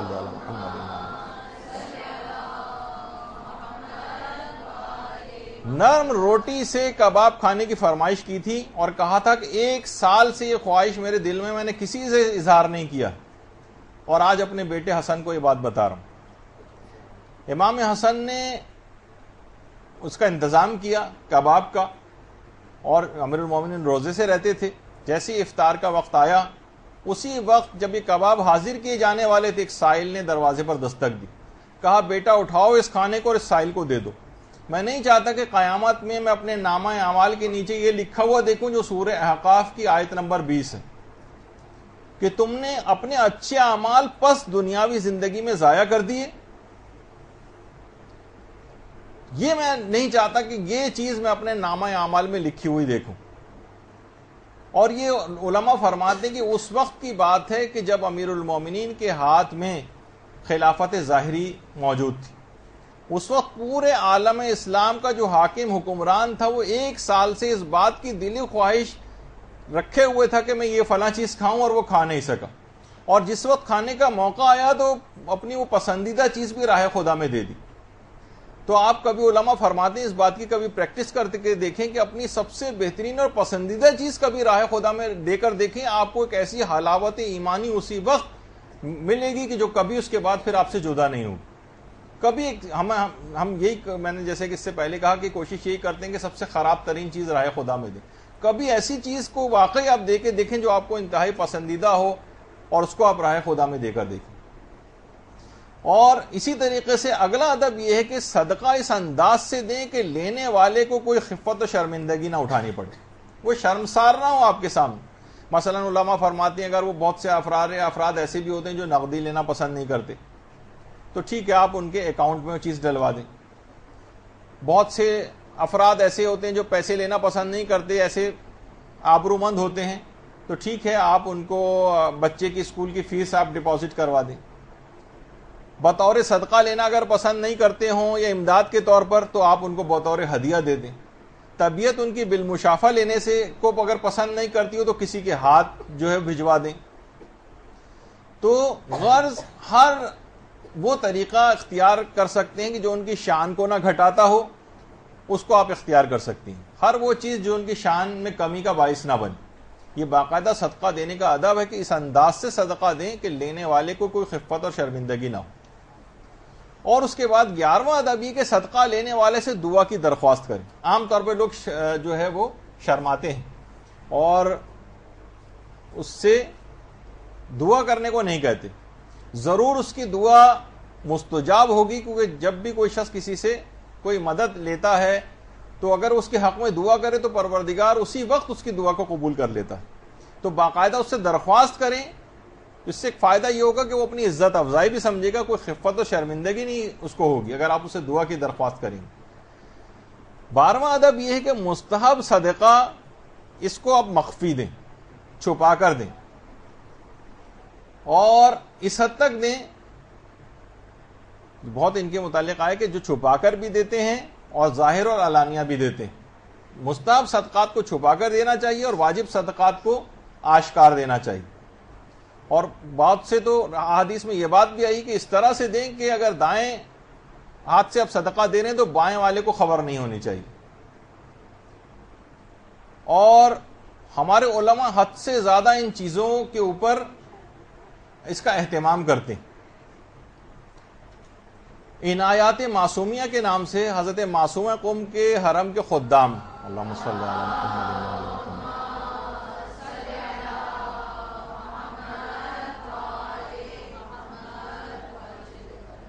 حرم کے جو خدام ہیں انہوں نے جو معجزات وہاں پر دیکھے ہیں اس کے لیے پوری کتاب مرتب ہوئی ہے جو خدام نے اپنی آنکھوں سے دیکھے. یہ خود خادم بیان کرتے ہیں کہ ایک وقت تھا کہ میں بہت ہی زیادہ مقروض ہو گیا تھا, بیٹی کی شادی بھی کرنی تھی, پیسے بالکل نہیں تھے, تو میں بہت ہی لاچار ہو کر ذریعہ معصومہ قم سلام اللہ علیہ پر آیا. اللہم صلی علی محمد و علی محمد.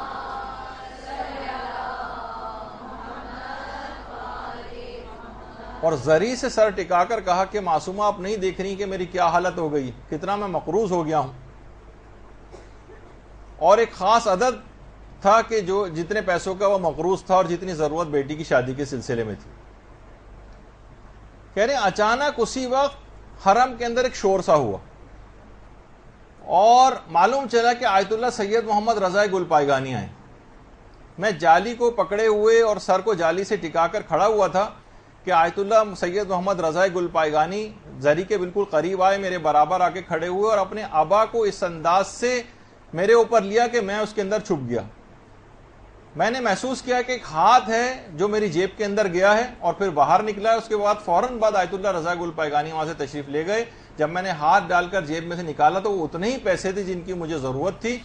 اور معصوم قم نے اس انداز سے کہ کسی کو اطلاع نہیں ہوئی, میرے علاوہ اور آیت اللہ رضا گل پائگانی کے علاوہ کسی حرم میں کسی کو اطلاع نہیں ہوئی کہ میرے ساتھ کیا ہوا ہے, اور اس طرح سے مخفی طور پر آ کر ان کی امداد کر کے گئے. اللہم صلی علی محمد و علی محمد.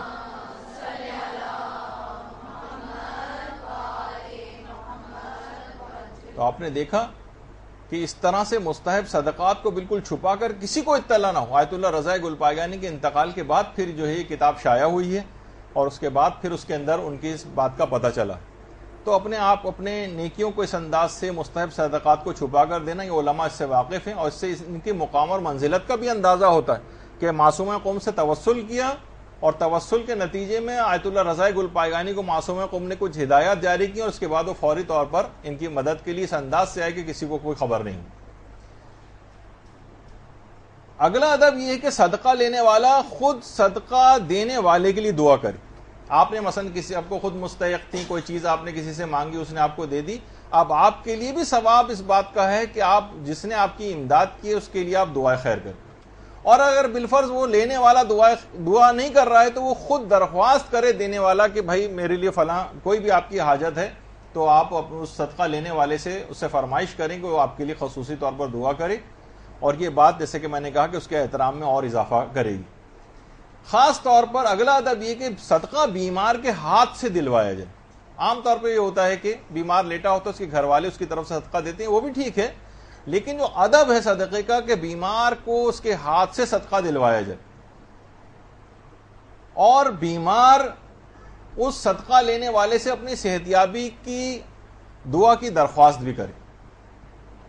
تو یہ صدقے کے آداب میں ایک چیز شامل ہے, اور یہ بھی صدقے کے آداب میں سے ہے. یہ جگہ ابھی آپ نے دیکھا کہ رسول کی حدیث بھی ہے کہ داو مرضاکم بالصدقہ, اپنے مریضوں کا علاج صدقے سے کیا کرو. یہ ان کی باقاعدہ دوا یہی. اور اس کے بعد پھر اگلا ادب یہ ہے کہ انسان کو چاہیے کہ اپنی اولاد کو اپنے ہاتھ سے صدقات دینے کا عادی بنائے.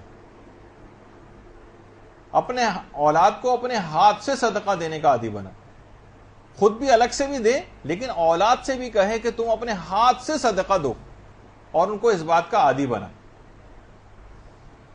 اس کے بعد سب سے افضل صدقہ جسے قرار دیا گیا ہے وہ ہے دھتکارے ہوئے رشتہ دار کو صدقہ دینا. ہر خاندان میں کچھ نہ کچھ ایسے افراد ہوتے ہیں جن کی مالی پوزیشن بہت خراب ہوتی ہے, یا جو ان کی ویسی پوزیشن ہے خاندان کے اندر وہ بہت کمزور ہوتی ہے. ٹھیک ہے, خاندان میں ساتھ رہ رہے ہوتے ہیں, لیکن سمجھیں لوگوں نے تقریباً دھتکارا ہوا ہوتا ہے ان کو صدقہ دینے کا کے متعلق روایت میں آیا کہ سب سے افضل صدقہ دھتکارے ہوئے رشتہ دار کو صدقہ دینا. اور اپنے قریبی اس قسم کے رشتہ دار, ان کے لیے تو پیغمبر پہلے ہی کہہ چکے ہیں کہ جو جب اپنے خود رشتہ دار مستحق ہوں تو دوسروں کو صدقہ دینا مناسب نہیں. ویسے تو اگر بہت زیادہ انسان کے پاس مال و دولت ہے تو سبھی کو اس انداز سے دے, لیکن اگر اتنی ہی اماؤنٹ آپ کے پاس ہے اور ایک رشتہ دار ہے اور ایک غیر رشتہ دار ہے تو رشتہ دار کو صدقہ دینے کا ثواب زیادہ. اس کے علاوہ پھر اگلا نقطہ یہ ہے اس میں آداب میں کہ تندرستی کی حالت میں بھی صدقہ دیا جائے.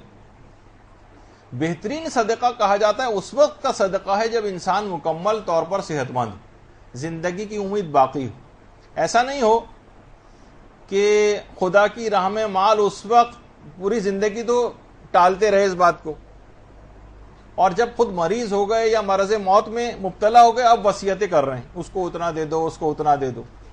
یعنی جب اپنے مال کے استعمال سے مایوسی ہو گئی اور اب اپنی حاجت اور ضرورت کا ڈر اب نہیں رہا، تو اب ان کو بانٹنے کی سوچ رہی. اب تو یہ مال تقریباً وارثوں کا بن گیا ہے.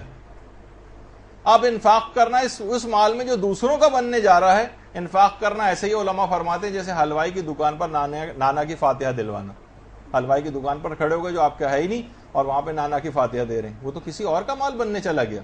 تو جب تک ضروریات وابستہ تھی تب تک تو توفیق نہیں ہوئی. اب جب یہ مال دوسروں کے پاس جانے والا ہے تو خدا کو دینے کا خیال آ رہا ہے. یہی وجہ ہے کہ شریعت نے مرتے وقت جو وصیتیں انسان کرتا ہے اس میں صرف 1/3 کی وصیت کو نافذ العمل سمجھا. مثلا کوئی شخص یہ کہے کہ مرنے کے بعد میرا مال فلاں پوری جائیداد فلاں شخص کو دے دینا، یا فلاں یتیم خانے میں دے دینا، یا مسجد کو دے دینا، 1/3 میں اس کی وصیت نافذ ہوگی اور باقی 2/3 میں نہیں ہوگی. اس وجہ سے کہ یہ مال تمہارا اب رہا ہی نہیں تھا، اب تو یہ دوسروں کا مال بننے جا رہا تھا. تو صحت مندی کی عالم میں جب ابھی دور دور تک مثلا فی الحال بظاہر موت کا پتہ نہ ہو، اس موقع پر صدقہ دینے کی اہمیت بہت زیادہ ہے. جب مریض ہو گئے، بیمار ہو گئے، مرض موت آ گئے، لاحق ہو گیا ہے، اور اب تو یہ مال دوسروں کا بننے ہی جا رہا ہے ورثہ کا، اس وقت اگر دینے کی ٹھان رہے تو یہ صدقے کے آداب میں سے نہیں ہے. اس کا ثواب کم ہوگا بنسبت اس کے کہ جس وقت واقعی صحت مندی کی حالت تھی. یعنی اس کے آداب میں ایک چیز. اگلا ادب یہ ہے کہ صدقہ دینے میں ٹال مٹول سے کام نہ لیں. یہ صدقے کے ثواب کو بہت کم کر دیتا. امیر المومنین نے تو یہ جملہ ارشاد فرمایا ہے کہ عطا کرنے کی جو آفت ہے، اللہم صلی علی محمد وعلی آل محمد،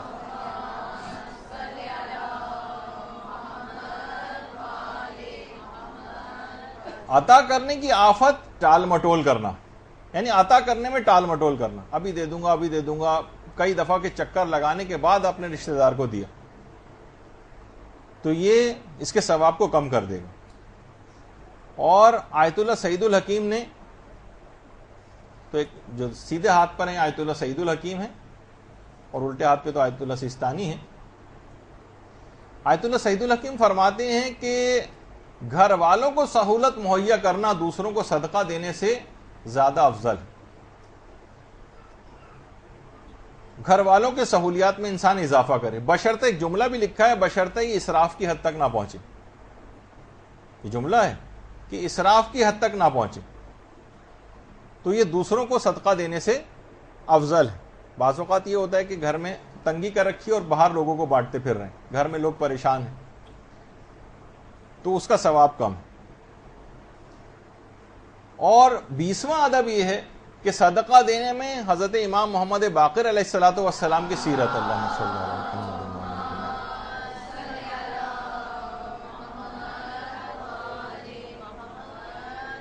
اگر ممکن ہو سکے کبھی تو اس کے اوپر بھی عمل کریں کہ ہمارے چھٹے امام یہ جملہ ارشاد فرماتے ہیں کہ میرے والد 5ویں امام کی سیرت یہ تھی کہ جب بھی آپ کسی کو کوئی چیز دیتے تھے تو سائل کے ہاتھ میں وہ چیز دینے کے بعد اس کو اٹھا کر سونگھتے تھے، اسے چومتے تھے، اور پھر مانگنے والے کے ہاتھ پر دوبارہ رکھ دیتے تھے.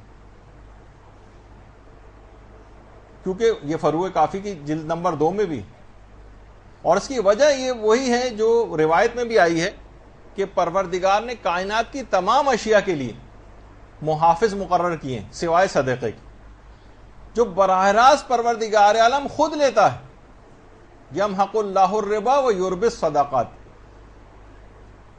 ربا اور سود کو تو پروردگار تہس نہس کرتا ہے، اس کو تو ختم کرتا ہے، لیکن صدقات کی پرورش کرتا ہے، اسے بڑھاتا جاتا ہے. پروردگار اپنے قبضے میں اس کو رکھتا ہے اور اس کی پرورش کرتا ہے. وہ جو سائل بیچ میں آ گیا ہے وہ تو صرف ایک لحاظ سے سمجھیں کہ وہ تو ایک واسطہ ہے. سائل جو ہے درمیان میں واسطہ ہے، یعنی صدقہ لینے والا ایک فریق ہے اور جو دوسرا فریق ہے وہ کائنات کا پروردگار عالم ہے. اور یہی وجہ ہے کہ کیسے پتہ چلا کہ پروردگار ان صدقات کو لیتا ہے. یہ سورہ توبہ کی آیت نمبر 104 ہے. الم یعلموا ان اللہ هو یقبل التوبۃ عن عبادہ ویأخذ الصدقات. اور اللہ ہی ان کے صدقات کو لیتا ہے، یعنی اللہ کے ہاتھ میں جاتا ہے. یہ وجہ ہے کہ مولا جو تھے وہ سائل کے ہاتھ میں سے اٹھا کر سونگتے تھے، چومتے تھے اور پھر واپس کرتے تھے. اور یہ تو اس سے پہلے بھی آیا کہ صدقے میں کوشش کریں کہ قیمتی، پسندیدہ چیز تو تھی لیکن قیمتی بھی دیں. بہت سی چیزیں کم قیمت بھی ہوتی ہیں لیکن ہمیں پسند ہوتی ہیں. ایک اور چیز بھی ہے کہ پسندیدہ بھی ہو اور قیمتی بھی. یہی وجہ ہے کہ حضرت ابو ذر نے ایک دفعہ پیغمبر اسلام سے بات پوچھی. پیغمبر اسلام ختمی مرتبت صلی اللہ علیہ وآلہ وسلم،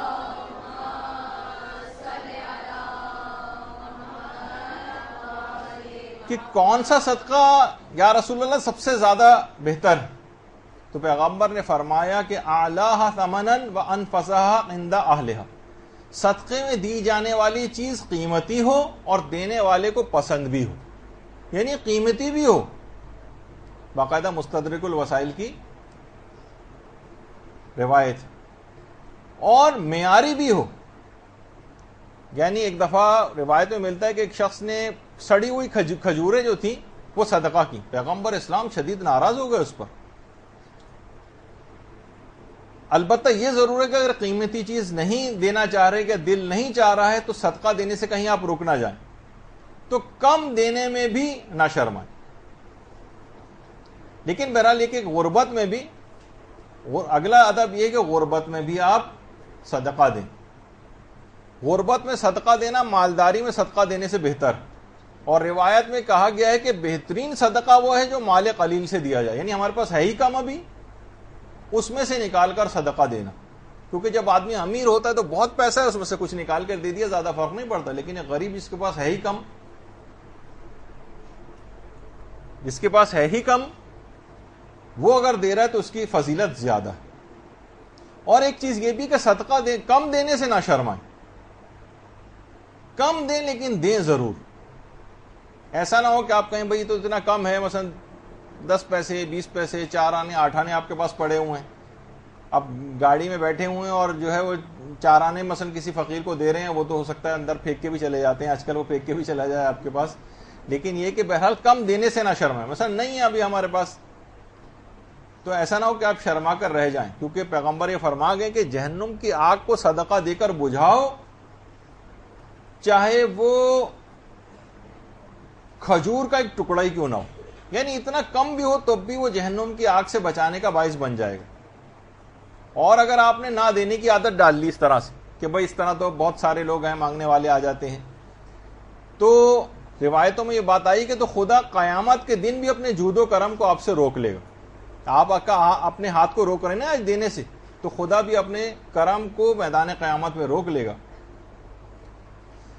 تو اس کے بعد اگلا ادب یہ ہے 24واں کہ صدقہ لینے والا شرمسار نہیں ہونا چاہیے. اگرچہ وہ ایسے طریقے اختیار کرنے والا معاملہ تھا کہ جس سے شرمندگی نہ ہو، طریقہ کار ایسے اختیار کریں. جیسے کہ اس میں بھی ایک آئے گا، اگرچہ یہ تقریباً ایک ہی جیسی چیز ہے، کہ امیر المومنین کی ایک سیرت تھی کہ سائل اگر جب کبھی رات کے وقت مانگنے کے لیے آتا تھا تو اب چراغ کو گل کر دیتے تھے تاکہ اس کے شرمسار چہرے کے اوپر نگاہ نہ پڑے.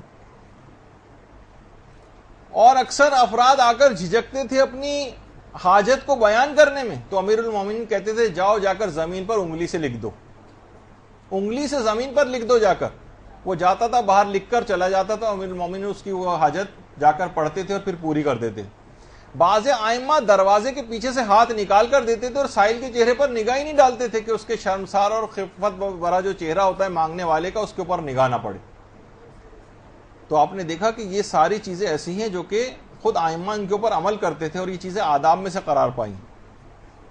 اور ایک اور بھی 25واں ادب یہ ہے کہ جب بھی کبھی آپ کو دعا کریں، دعا کرنے سے پہلے صدقہ ضرور دیں، تو وہ دعا لازماً قبول ہو جائے گی. عام طور پر ہم صدقہ الگ دیتے ہیں، لیکن صدقہ دیتے وقت دعا کرنا یا دعا کرنے سے پہلے صدقہ دینا یہ عام طور پر رائج نہیں. پھر علماء فرماتے ہیں کہ صدقہ دینے میں اوقات فضیلت اور مقامات فضیلت کا خیال کر لیں تو اور زیادہ ثواب اور فائدے بڑھ جائیں گے. مثلا عرفہ کا دن ابھی آنے والا ہے. بہار میں ہمارے 5ویں امام کی روایت بھی ہے کہ عرفے کے دن اللہم صلی علی محمد وعلی محمد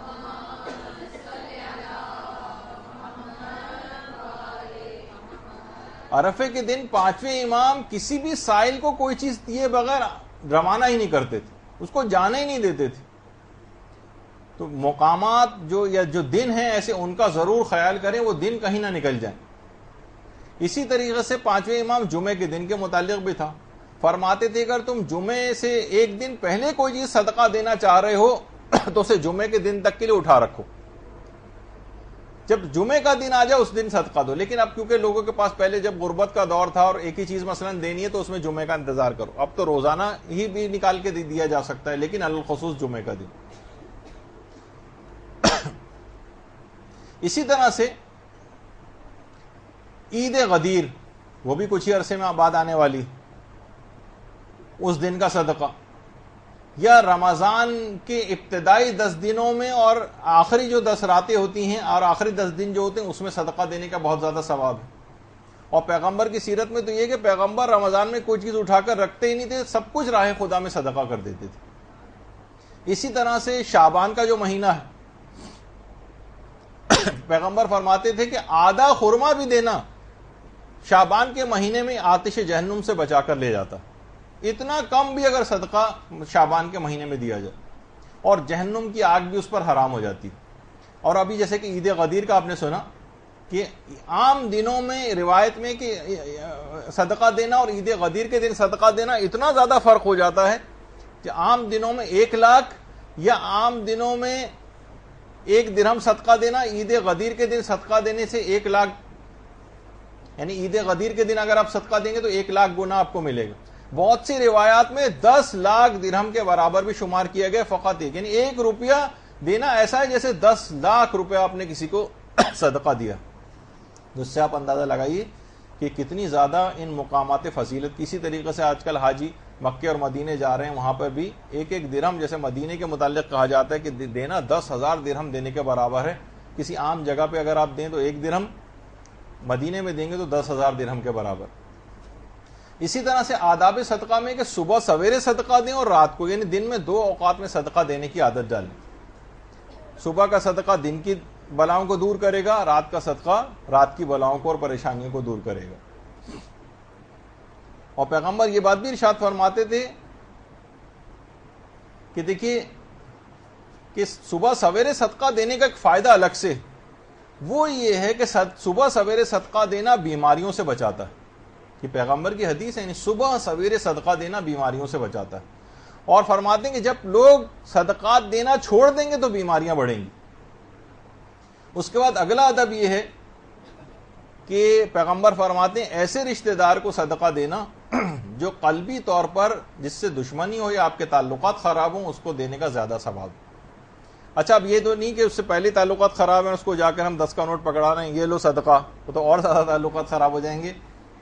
ایسے طریقوں سے دیں کہ اس کو احساس نہ ہو، ہدیے کے طور پر چیز دے دیں، کتاب گفٹ کر دیں صدقے کی نیت کرتے ہوئے، یعنی اس تک وہ چیز کسی بھی انداز سے پہنچ جائے جو قلبی طور پر آپ سے دشمنی رکھتا ہوں. جب یہ چیز پہنچے گی تو خود بخود دشمنیاں اور اختلافات دور ہو جائیں گے.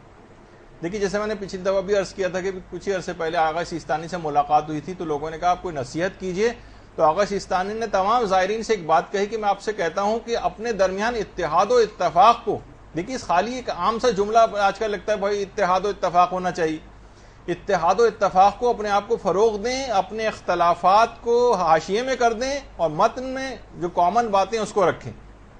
یعنی ہمارا یہ ہوتا ہے کہ چھوٹی چھوٹی باتوں پہ لوگوں سے اختلاف ہو رہا ہے اور جھگڑے ہو رہے ہیں آپس میں. کہا کہ اس کو کم سے کم کرنا چاہیے. دشمن کا کام فرماتے ہیں انتہا سے زیادہ آسان ہو جاتا ہے جب آپ آپس میں لڑائی جھگڑا کرتے. تو بہرحال جو قلبی طور پر جس سے دشمنی. اس کے بعد اگلا ادب یہ ہے کہ اتنا صدقہ دیں کہ غریب جو ہے وہ غنی ہو جائے. مثلا مکان دلوا دیں اس کو کہ بیچارہ کرایہ اور کسی کی اتنی حیثیت اور سکت ہے کرائے کے مکان میں مشکل سے گزارا کرتا ہے، وہ اگر ممکن ہو تو اسے مکان دلوا دیں. یا کم سے کم کہیں کہ جناب ہر مہینے کا جو کرایہ ہے وہ میری طرف سے ہوگا، یا ماہانہ کچن کا جو خرچہ ہے وہ میری طرف سے، کہ اسے کچھ ریلیف مل جائے. یا مثلا اس کے بچوں کی کچھ تعلیم ہے غریب بچوں کی، وہ کچھ اپنے ذمے لے لیں. دیکھیے کتنے دینی مدارس ایسے ہیں کہ جہاں پر آپ دیکھتے ہیں کہ کسی بھی جگہ دینی مدرسوں میں 200-300 روپے سے زیادہ کہیں نہیں لیا جاتا پورے مہینے. تو کوئی شخص یہ کہے کہ بھائی یہ چلو یہ 500 روپے فی بچہ، میں 10 بچوں کا خرچہ میں اٹھاتا ہوں، 20 بچوں کا خرچہ میں اٹھاتا ہوں، اس طرح سے تاکہ اس تعلیم کا سلسلہ یہ صدقہ ہوگا. تو اب اتنا کم اور معمولی صدقہ ہم لوگ دیتے ہیں کہ وہ بیچارہ فقیر جو ہمیشہ فقیر ہی بنا رہتا ہے اور بار بار مانگنے آتا. آپ کہتے ہیں دیکھو یہ پھر آ گیا، ابھی پچھلے مہینے تو میں نے اسے دیے تھے، بس کتنے دیے تھے؟ 200 روپے دیے تھے مثلا اس کو. تو بھائی وہ تو آئے گا ہی. تو کسی بھی اس طرح سے کسی کا ذمہ اٹھا لیں کہ بھائی پورا خرچہ، کہ وہ نا غنی ہو جائے کہ چلیں مہینے کے تعلیم کا خرچہ، مہینے کے کچن کا خرچہ، مکان کے کرائے کا خرچہ، یا اس کے پورے جو بھی اخراجات ہوتے ہیں خرچہ. خود میرے اپنے ایک رشتہ دار ہیں، مجھے ان کے متعلق پتہ چلا کہ وہ کسی فیملی کا 18 سال سے کفالت کر رہے ہیں. معمولی بات نہیں، 18 سال تک مسلسل کوئی اگر کسی کی پورے خاندان کی کفالت کرے. تو بہرحال لوگ اس طرح سے، یعنی اس طرح سے صدقہ دیں کہ وہ غنی ہو جائے، کچھ اس کو کچھ ریلیف مل جائے، ورنہ ایسا نہ ہو کہ اتنا تھوڑا تھوڑا صدقہ کہ ہمیشہ فقیری بنا رہے. اچھا، اسی طرح سے اگلا ادب ہے کہ صدقہ جتنے ہاتھوں سے گزر کر مستحق تک پہنچے گا سب کو برابر کا ثواب دلوائے گا، اور اتنا ہی ثواب ہوگا آپ کے ہاتھوں سے جو گزر کر آگے جا رہا ہے. حتیٰ کہ 80واں ہاتھ جو ہے اس کو بھی اتنا ہی، روایت کے جملہ 80واں ہاتھ اس کو بھی اتنا ہی ثواب ملے گا جتنا پہلے ہاتھ میں جو صدقہ دینے والے کا ثواب تھا. اور اس کی ایک وجہ علماء نے یہ بھی بیان کی کہ جتنے ہاتھوں سے گزر کر جائے گا تاکہ وہ لینے والے کو خفت اور شرمندگی نہ ہو، کیونکہ براہ راست جو دینے والا ہوتا ہے اس سے لینے میں شرمندگی ہوتی کہ کوئی کسی کے ریفرنس سے کوئی جا کر اینویلپ پکڑا دے کہ فلاں صاحب نے بھجوایا، تو اس سے لینے میں شرمندگی نہیں ہوتی. پھر علماء فرماتے ہیں 31واں ادب یہ کہ صدقہ دینے میں استحقاق کا خیال رکھیں.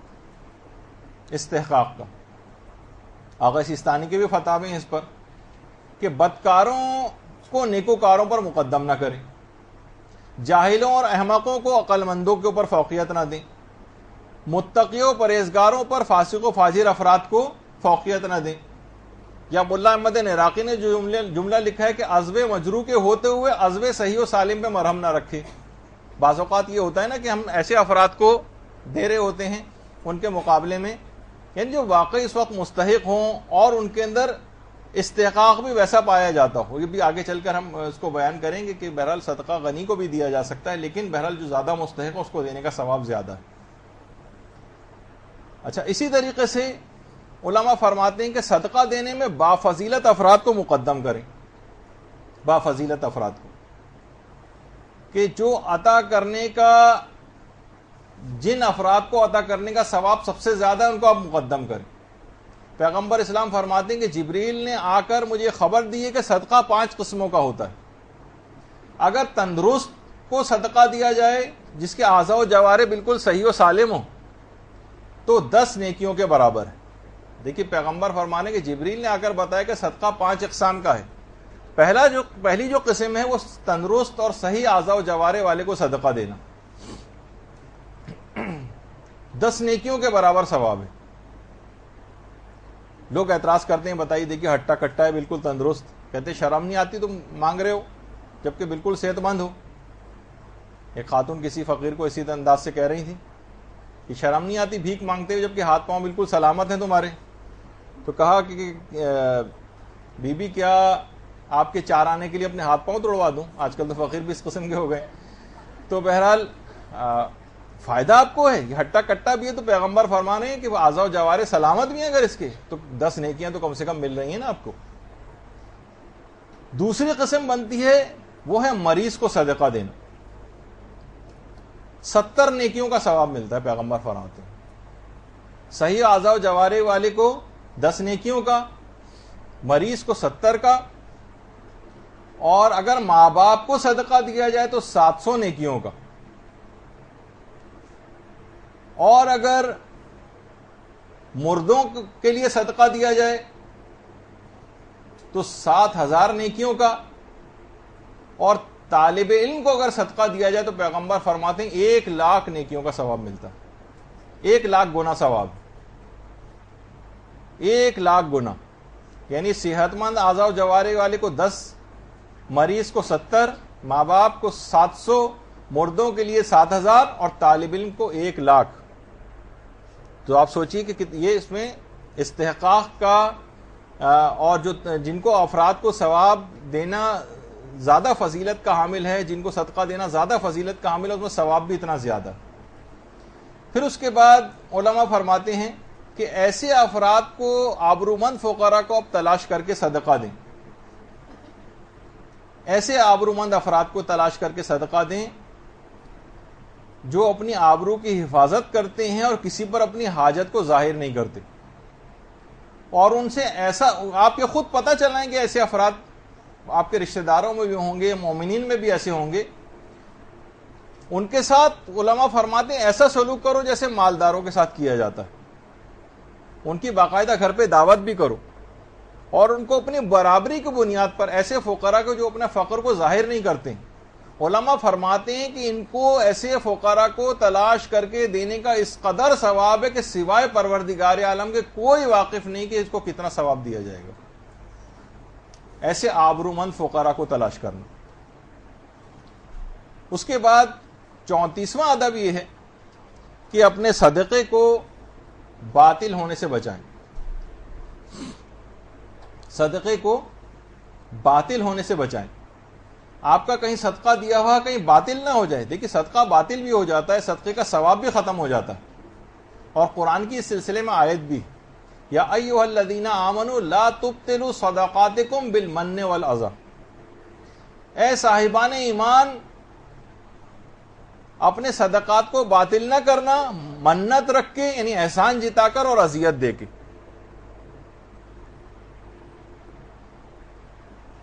تو علماء فرماتے ہیں کوشش یہ کریں کہ جس کسی کو بھی آپ صدقہ دیں آپ بھلا دیں کہ میں نے کس کو صدقہ دیا۔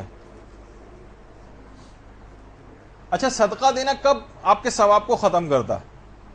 جو قرآن کی آیت ہے نا کہ اپنے صدقات کو باطل نہ کرنا، منت رکھ کے، یعنی یعنی احسان جتا کر اور اذیت دے کے۔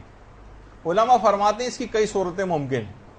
پہلی تو چیز یہ ہے کہ آپ دل و دماغ میں اپنا یہ تصور اگر کر رہے ہیں کہ میں نے ضرورت مند پر احسان کیا ہے، تو وہ آپ کے صدقے کے ثواب کو ختم کر سکتا ہے۔ میں نے بہت بڑا احسان کر دیا کہ اس کو، میں نے اس کی امداد کی۔ دوسری چیز یہ ہے کہ جو آپ نے مدد کی اس کو آپ دوسروں کے سامنے بیان کریں، میں ہر مہینے اس کو اتنے پیسے دیتا ہوں، یہ دوسروں کے سامنے بیان کرنا یہ صدقے کے ثواب کو ختم کروا دے گا، باطل ہو جائے گا صدقہ۔ تیسری بات علماء فرماتے ہیں کہ جسے صدقے کا ثواب ختم ہو جاتا ہے، یا صدقہ جسے باطل اخلاقاً کہا جائے وہ ہو جاتا ہے، اس غریب سے اپنی تعظیم اور فرما برداری کی امید رکھے، اور بعد میں کبھی اس سے کوئی خلاف ادب بات ہو جائے تو یہ جو ہے نا بالکل کبیدہ خاطر ہو جائے، اس کو بہت برا لگے کہ دیکھیے میں نے تو اس کی مدد کی تھی، مثلا کسی دعوت میں گئے، کسی تقریب میں گئے، کسی شادی کی تقریب میں گئے، اور وہاں وہ ضرورت مند ملا اور وہ ہمیں لفٹ ہی نہیں کرا رہا ہے۔ ہم کہیں گے بتائیے میں نے اس کو اتنا بھی اس کی مدد کی اور یہ بالکل اگنور کر رہا ہے مجھے۔ تو یہ خیال ہی آپ کے دماغ میں آنا کہ اس کو آپ کی تعظیم کرنی چاہیے تھی کیونکہ آپ نے اس کو پیسے دیے، اس کا مطلب ہے کہ آپ کے دل میں وہ اخلاص والی نیت نہیں ہے صدقہ دینے کی، یہ آپ کے صدقے کے ثواب کو ختم کر دے گی۔ یا مثلا اس نے مجھے لفٹ نہیں دی، آج کل یہ بھی خاندانوں میں بہت ہونے لگا ہے، زیادہ تر لڑائی جھگڑے عام طور پہ دیکھنے میں آتے ہیں کہ بھئی ہم فلاں کی شادی میں گئے اور اس نے ہماری مووی نہیں بنوائی بلوا کے اسٹیج پہ، یعنی اتنی احمقانہ باتوں کے اوپر بھی آج کل نا لڑائیاں اور جھگڑے اور خاندان کے فساد ہو رہے ہیں۔ اور خاص طور پہ ایک چیز اور بھی دیکھنے میں آتی ہے جس کو آپ لوگوں کو ختم کرنا چاہیے۔ بیچ میں ایسی بات آ گئی ایک جملے کی، آپ نے دیکھا ہوگا کہ بہت سارے افراد ایسے خاندانوں میں ہو گئے ہیں، پھپھا، خالو، تایا اور خالہ اور پھوپھیاں اور بھابیاں، وہ مثلا یہ ہوتا ہے کہ اگر یعنی دوسروں کی کوئی خوشی ہوتی ہے اس میں کوئی نہ کوئی منہ پھلا کر اپنے گھر پہ بیٹھا ہوا ہوتا ہے اور خاندان کے اندر ایک عجیب سے خلفشار اور بدمزگی تقریب میں پیدا کرنے کی کوشش کرتا ہے۔ تو اس قسم کے افراد کو چاہیے آپ میں سے ہوں، دوسرے لوگوں میں کہ سمجھائیں کہ دوسروں کی خوشیوں میں شریک ہوں آ کر، اس طرح کا آپ کا منہ پھلا کر بیٹھنا، پتہ چلا پھوپھا صاحب جو ہیں وہ ناراض ہیں، وہ گھر پہ بیٹھے ہوں کہ میں نہیں آؤں گا، فلاں کہہ رہے ہیں کہ مجھے فلاں تقریب کے اندر کیوں نہیں بلایا تھا، فلاں جو کہہ رہے ہیں کہ مجھے اس میں اہمیت کیوں نہیں دی تھی، وہ مجھے اسٹیج پہ بلا کر مووی کیوں نہیں بنوائی تھی۔ تو خیر یہ بہت فضولیات آج کل اس انداز سے ہو رہی ہیں جو کہ بہت سے حرام کاموں کا بھی پیش خیمہ بن رہی ہیں۔ خیر، تو اگر تعظیم میں کوئی کمی کر دے تو جناب ہم بڑا کبیدہ خاطر ہونے میں بہت برا لگ رہا ہے، تو یہ بھی صدقے کے ثواب کو کم کرتا۔ یا علماء فرماتے ہیں ایک اور چیز ہے کہ جس کو صدقہ دیا جا رہا ہے کہیں وہ مل جائے تو اس کو دیکھ کر بری بری صورت بنائیں، ہم اس کی صحبت سے آر رکھیں، یعنی اس سے ملنے سے کترائیں، ملنے کا بھی وہ آ جائے تو منع کر دیں، گھر والوں سے منع کروا دیں کہ میں ظاہر ہے کہ جس کو آپ پیسے دیتے ہیں کہ آپ کو پھر یہ دھڑکا لگا رہتا ہے کہ کہیں یہ دوبارہ تو نہیں مانگنے آ گیا، تو کہتے ہیں منع کر دو، نہیں مل رہے، تو اس سے یا اس سے اگر مل بھی رہے ہیں تو بیزاری کے ساتھ مل رہے ہیں، یا علماء فرماتے ہیں کہ اس اپنے آپ کو اس سے بلند مرتبہ جانیں۔ یہ ساری علامتیں ایسی ہیں جو آپ کے دیے گئے صدقے کے ثواب کو ختم کر سکتی، اس سے اپنے آپ کو بچانا۔ بلکہ الٹا سوچیں کہ اس نے احسان کیا کہ ہم سے صدقے کو قبول کیا، اگر یہ صدقہ قبول نہ کرتا ہم سے تو ہمیں فائدے کب ملتے، ہماری بلا کب دور ہوتی، ہمیں بیماری میں کب فائدہ پہنچتا، ہمارے رزق میں وسعت کیسے آتی۔ یہ تو اس کا احسان ہے، نہ کہ آپ اس کے اوپر کوئی احسان کو تھوپیں۔ یہ ہے اس آیت کا صحیح مفہوم کہ اتنی ساری چیزیں، یہ سارے صدقات کو باطل کرنے والی چیزیں جو قرآن نے کہا کہ اے ایمان والو اپنے صدقات کو باطل نہ کرنا، احسان جتا کر اور اذیت دے کے، اس کے اندر یہ تمام چیزیں شامل ہیں، علماء نے اس کی تفسیر میں لکھا۔ اچھا، اب اس کے بعد اگلا ادب یہ ہے 35واں کہ سائل کو کبھی خالی ہاتھ نہ لوٹائیں اور کچھ نہ کچھ اس کو ضرور دیں۔ بلکہ روایت کے اندر تو جملہ بھی ہے اور جو مسائل فقہ کے اندر بھی یہ آتا ہے کہ خواہ اس کے غنی ہونے کا آپ کو گمان ہی کیوں نہ ہو کہ ارے بھائی یہ تو ہمیں پتا ہے کہ یہ جو ہے نا مالدار ہے، یا یہ کہ اس کے پاس اتنے پیسے ہیں لیکن پھر بھی یہ مانگنے آ رہا ہے۔ کیونکہ دیکھیے مانگنا تو ہے، مانگنے جو آ رہا ہے اس کو کچھ نہ کچھ تو آپ کو دینا ہے، کیونکہ اگر آپ کا مقصد رد بلا ہے تو چاہے یہ مستحق ہو یا نہ ہو آپ کی رد بلا تو ہو جائے گی، وہ تو آپ کو مل جائے گی۔ اور یہی وجہ ہے کہ قرآن نے بھی جو کہا، چاہے اس کے غنی ہونے کا، یعنی جو وہ ہے نا روایت میں کہ اس کے غنی ہونے کا چاہے زنی کیوں نہ ہو، علماء نے بھی لکھا ہے کہ مثلا آپ دیکھ رہے ہیں فقیر صاحب میں کوئی لیپ ٹاپ لے کے بیٹھے ہوں اور وہ مانگ رہے ہیں، یا جیسے کہ پرانے مزاحیہ پروگراموں میں آتا تھا کہ وہ گاڑی سے اتر کر پھر فقیر کا لباس پہن کے بیٹھ رہے ہیں، تو خواہ اس کے غنی ہونے کا زن اور گمانی کیوں نہ ہو اس کو بھی دیا جا سکتا ہے، کیونکہ آپ کا جو مقصد ہے رد بلا کا وہ آپ کو حاصل ہو جائے گا۔ اور جو خود قرآن نے کہا کہ وَأَمَّا السَّائِلَ فَلَا تَنْهَرْ، سائل کو کبھی محروم واپس نہ کرو یا اس کو جھڑکو نہیں۔ تو دیکھیے بہت سارے اس قسم کے پروفیشنل اگر آ جاتے ہیں تو آدمی اکثر ان سے نا بدتمیزی کرنے لگتا ہے، ان کو غصے سے ڈانٹنے لگتا ہے، تو کم سے کم یہ کام ہرگز نہ کرے، ٹھیک ہے۔ اور گاڑی واڑی میں اگر آ کر تنگ کر رہا ہے کچھ نہ کچھ ایسی ریزگاری دے کے اس کو رخصت کر دیا کریں تو بہرحال، لیکن جھڑکنا یہ تھوڑے سے قرآنی حکم کی خلاف ورزی ہو جائے گی، چاہے وہ پروفیشنلی کیوں نہ ہو۔ اچھا، کیونکہ پیغمبر نے فرمایا کہ سائل کو کبھی رد نہ کرو، خواہ اور کچھ نہ کچھ اسے دو، خواہ نصف خرمائی کیوں نہ ہو، یعنی آدھی کھجوری کیوں نہ ہو، اسے کچھ نہ کچھ ضرور دے دو۔ ایک روایت میں ہے کہ سائل کا ایک حق ہے خواہ وہ گھوڑے پر سوار ہو کر کیوں نہ آئے، یا دوسرے الفاظ میں ہم اگر اس کو تبدیل کریں کہ خواہ وہ گاڑی میں بیٹھ کر ہی کیوں نہ آئے، اس کو کبھی رد نہ کرو۔ یا پیغمبر نے فرمایا سائل کو محروم واپس نہ کرو اور کچھ نہ کچھ اس کو ضرور دو، چاہے وہ جلا ہوا سومی کیوں نہ ہو،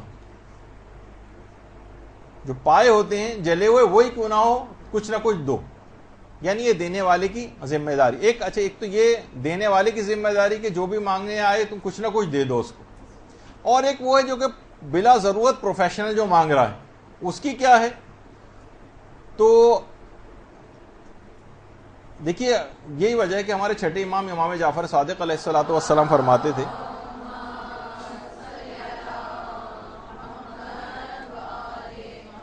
کہ اگر سائل کو یہ بات پتہ چل جائے کہ مال کی کس قدر برائی ہے تو ہرگز سوال نہ کرے۔ بہت سارے لوگ ایسے پروفیشنل ہو گئے ہیں آج کل کہ انہوں نے پورے رجسٹر اور کاپیاں بنائے ہوئے ہیں 50-100 افراد کی، ہر 2-3 مہینے بعد نمبر آ جاتا ہے، کسی نے کہ وہ سوچتے ہیں 3 مہینے پہلے تو دی تھی پھر بیچارہ مانگنے آیا دے دو، تو پتہ چلا انہوں نے پورے رجسٹر اس طرح سے بنا رکھے۔ تو پیغمبر یہ فرماتے تھے کہ اگر کسی کے پاس بھی 3 دن کا کھانا موجود ہے اور اس کے باوجود وہ لوگوں سے مانگے تو وہ اس حالت میں پروردگار عالم سے ملاقات کرے گا کہ اس کے چہرے پر گوشت نہیں ہوگا۔ اور یہی وجہ ہے کہ آیت اللہ حسین بروجردی یہ کبھی درس کے لیے جا رہے ہوتے تھے، درس دینے کے لیے، اور رستے میں کوئی فقیر وغیرہ ملتے تھے تو خود ان کے پاس جاتے تھے اور جا کر ان کو یہ حدیث سناتے تھے فقیروں کو، دیکھو اگر تمہارے پاس 3 دن کا بھی اگر کچھ ہے کھانے کو اور اس کے باوجود تم مانگ رہے ہو تو اس حال میں تم خدا سے ملاقات کرو گے کہ تمہارے چہرے پر گوشت نہیں ہوگا۔ اور روایت میں جملہ بھی آیا کہ اگر کسی شخص کے پاس یعنی جو حاجت مند نہیں ہے لیکن اس کے باوجود بھی لوگوں سے آ کر وہ سوال کر رہا ہے، کسی کے دروازے پر آ کر کوئی چیز مانگنے کے لیے جا رہا ہے، تو خدا فقر و فاقے کے 70 دروازے اس کے اوپر کھول دے گا۔ آپ دیکھتے ہیں جب بھی فقیر یا اس انداز سے مانگنے والوں کے حالات کبھی ٹھیک نہیں ہوتے، ہمیشہ مثلا اگر کچھ پیسے بھی ہیں تب بھی رشتہ داروں سے مانگتے رہنا، چھوٹی چھوٹی چیزوں کو مانگتے رہنا، جو اس انداز سے بار بار لوگوں سے مانگتا رہے وہ پھر فقیری ساری زندگی اس میں مبتلا رہتا ہے، کیونکہ پیغمبر فرما گئے ہیں کہ خدا فقر و فاقے کے 70 دروازے اس کے اوپر کھولے گا جو ایک دروازے پر اس انداز سے مانگنے کے لیے جائے گا۔ اور یہی وجہ ہے کہ ایک دفعہ انصار کا ایک گروہ پیغمبر اسلام کے پاس مسجد نبوی میں آیا، اللہم صلی اللہ علیہ وسلم،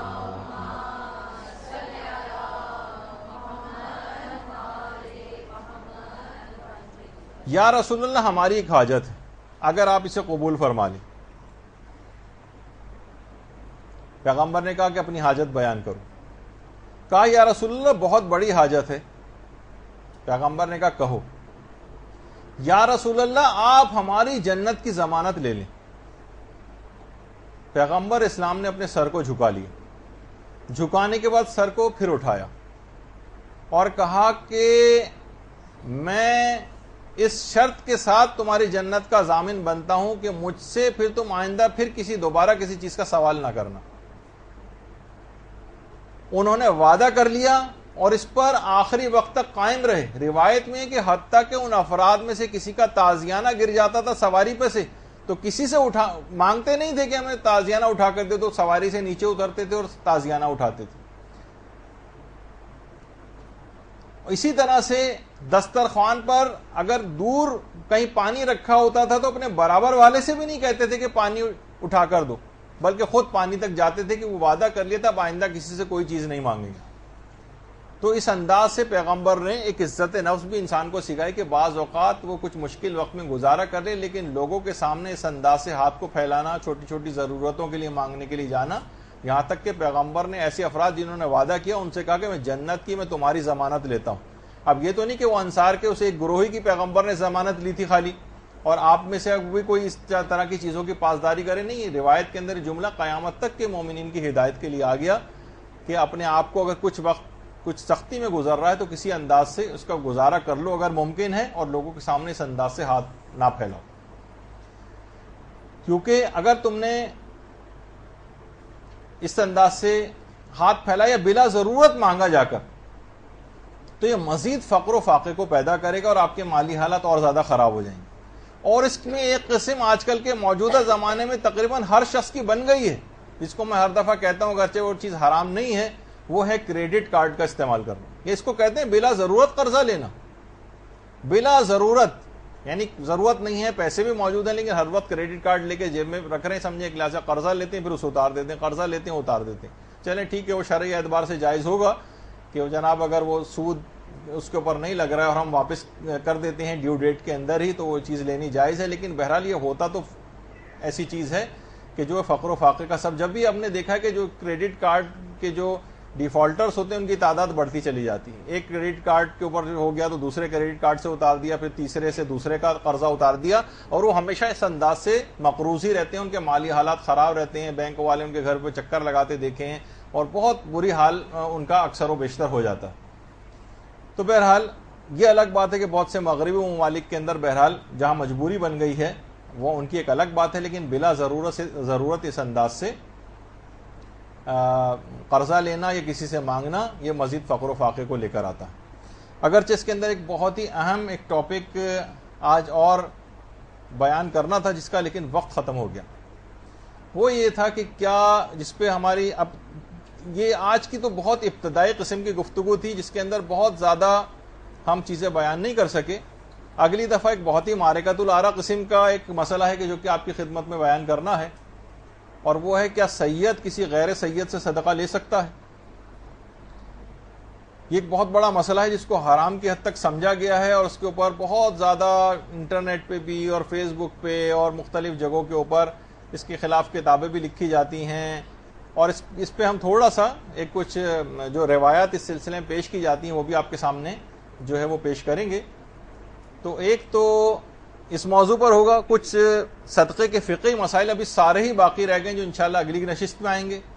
کچھ معنوی صدقات ایسے ہیں کہ جو آپ سوچتے ہیں کہ صرف جو ہم پیسے دے رہے ہیں، خالی صرف اور صرف پیسے، یہ جو ہم 54 58 روپے 2 روپے جو ہم ڈالتے ہیں، صرف یہ صدقہ ہے، جبکہ صدقہ کس طرح سے آپ کی پوری زندگی کے اوپر محیط ہے، صدقے کا حکم یہ ہم اگلی دفعہ ڈسکس کریں گے، اور صدقات جاریہ جو ہمیشہ رہنے والے صدقات کس طریقے سے اس کی موجودہ زمانے میں جو پریکٹیکل اپلیکیشنز ہیں وہ اس سلسلے میں کیا ہیں، وہ آپ کے سامنے انشاءاللہ اگلی دفعہ اور اگلی نشست کے اندر جو ہے وہ پیش کی جائیں گی۔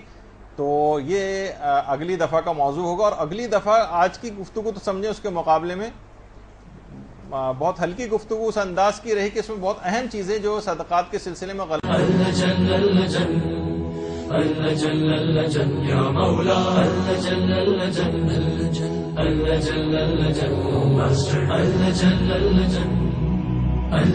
يا صاحب السماء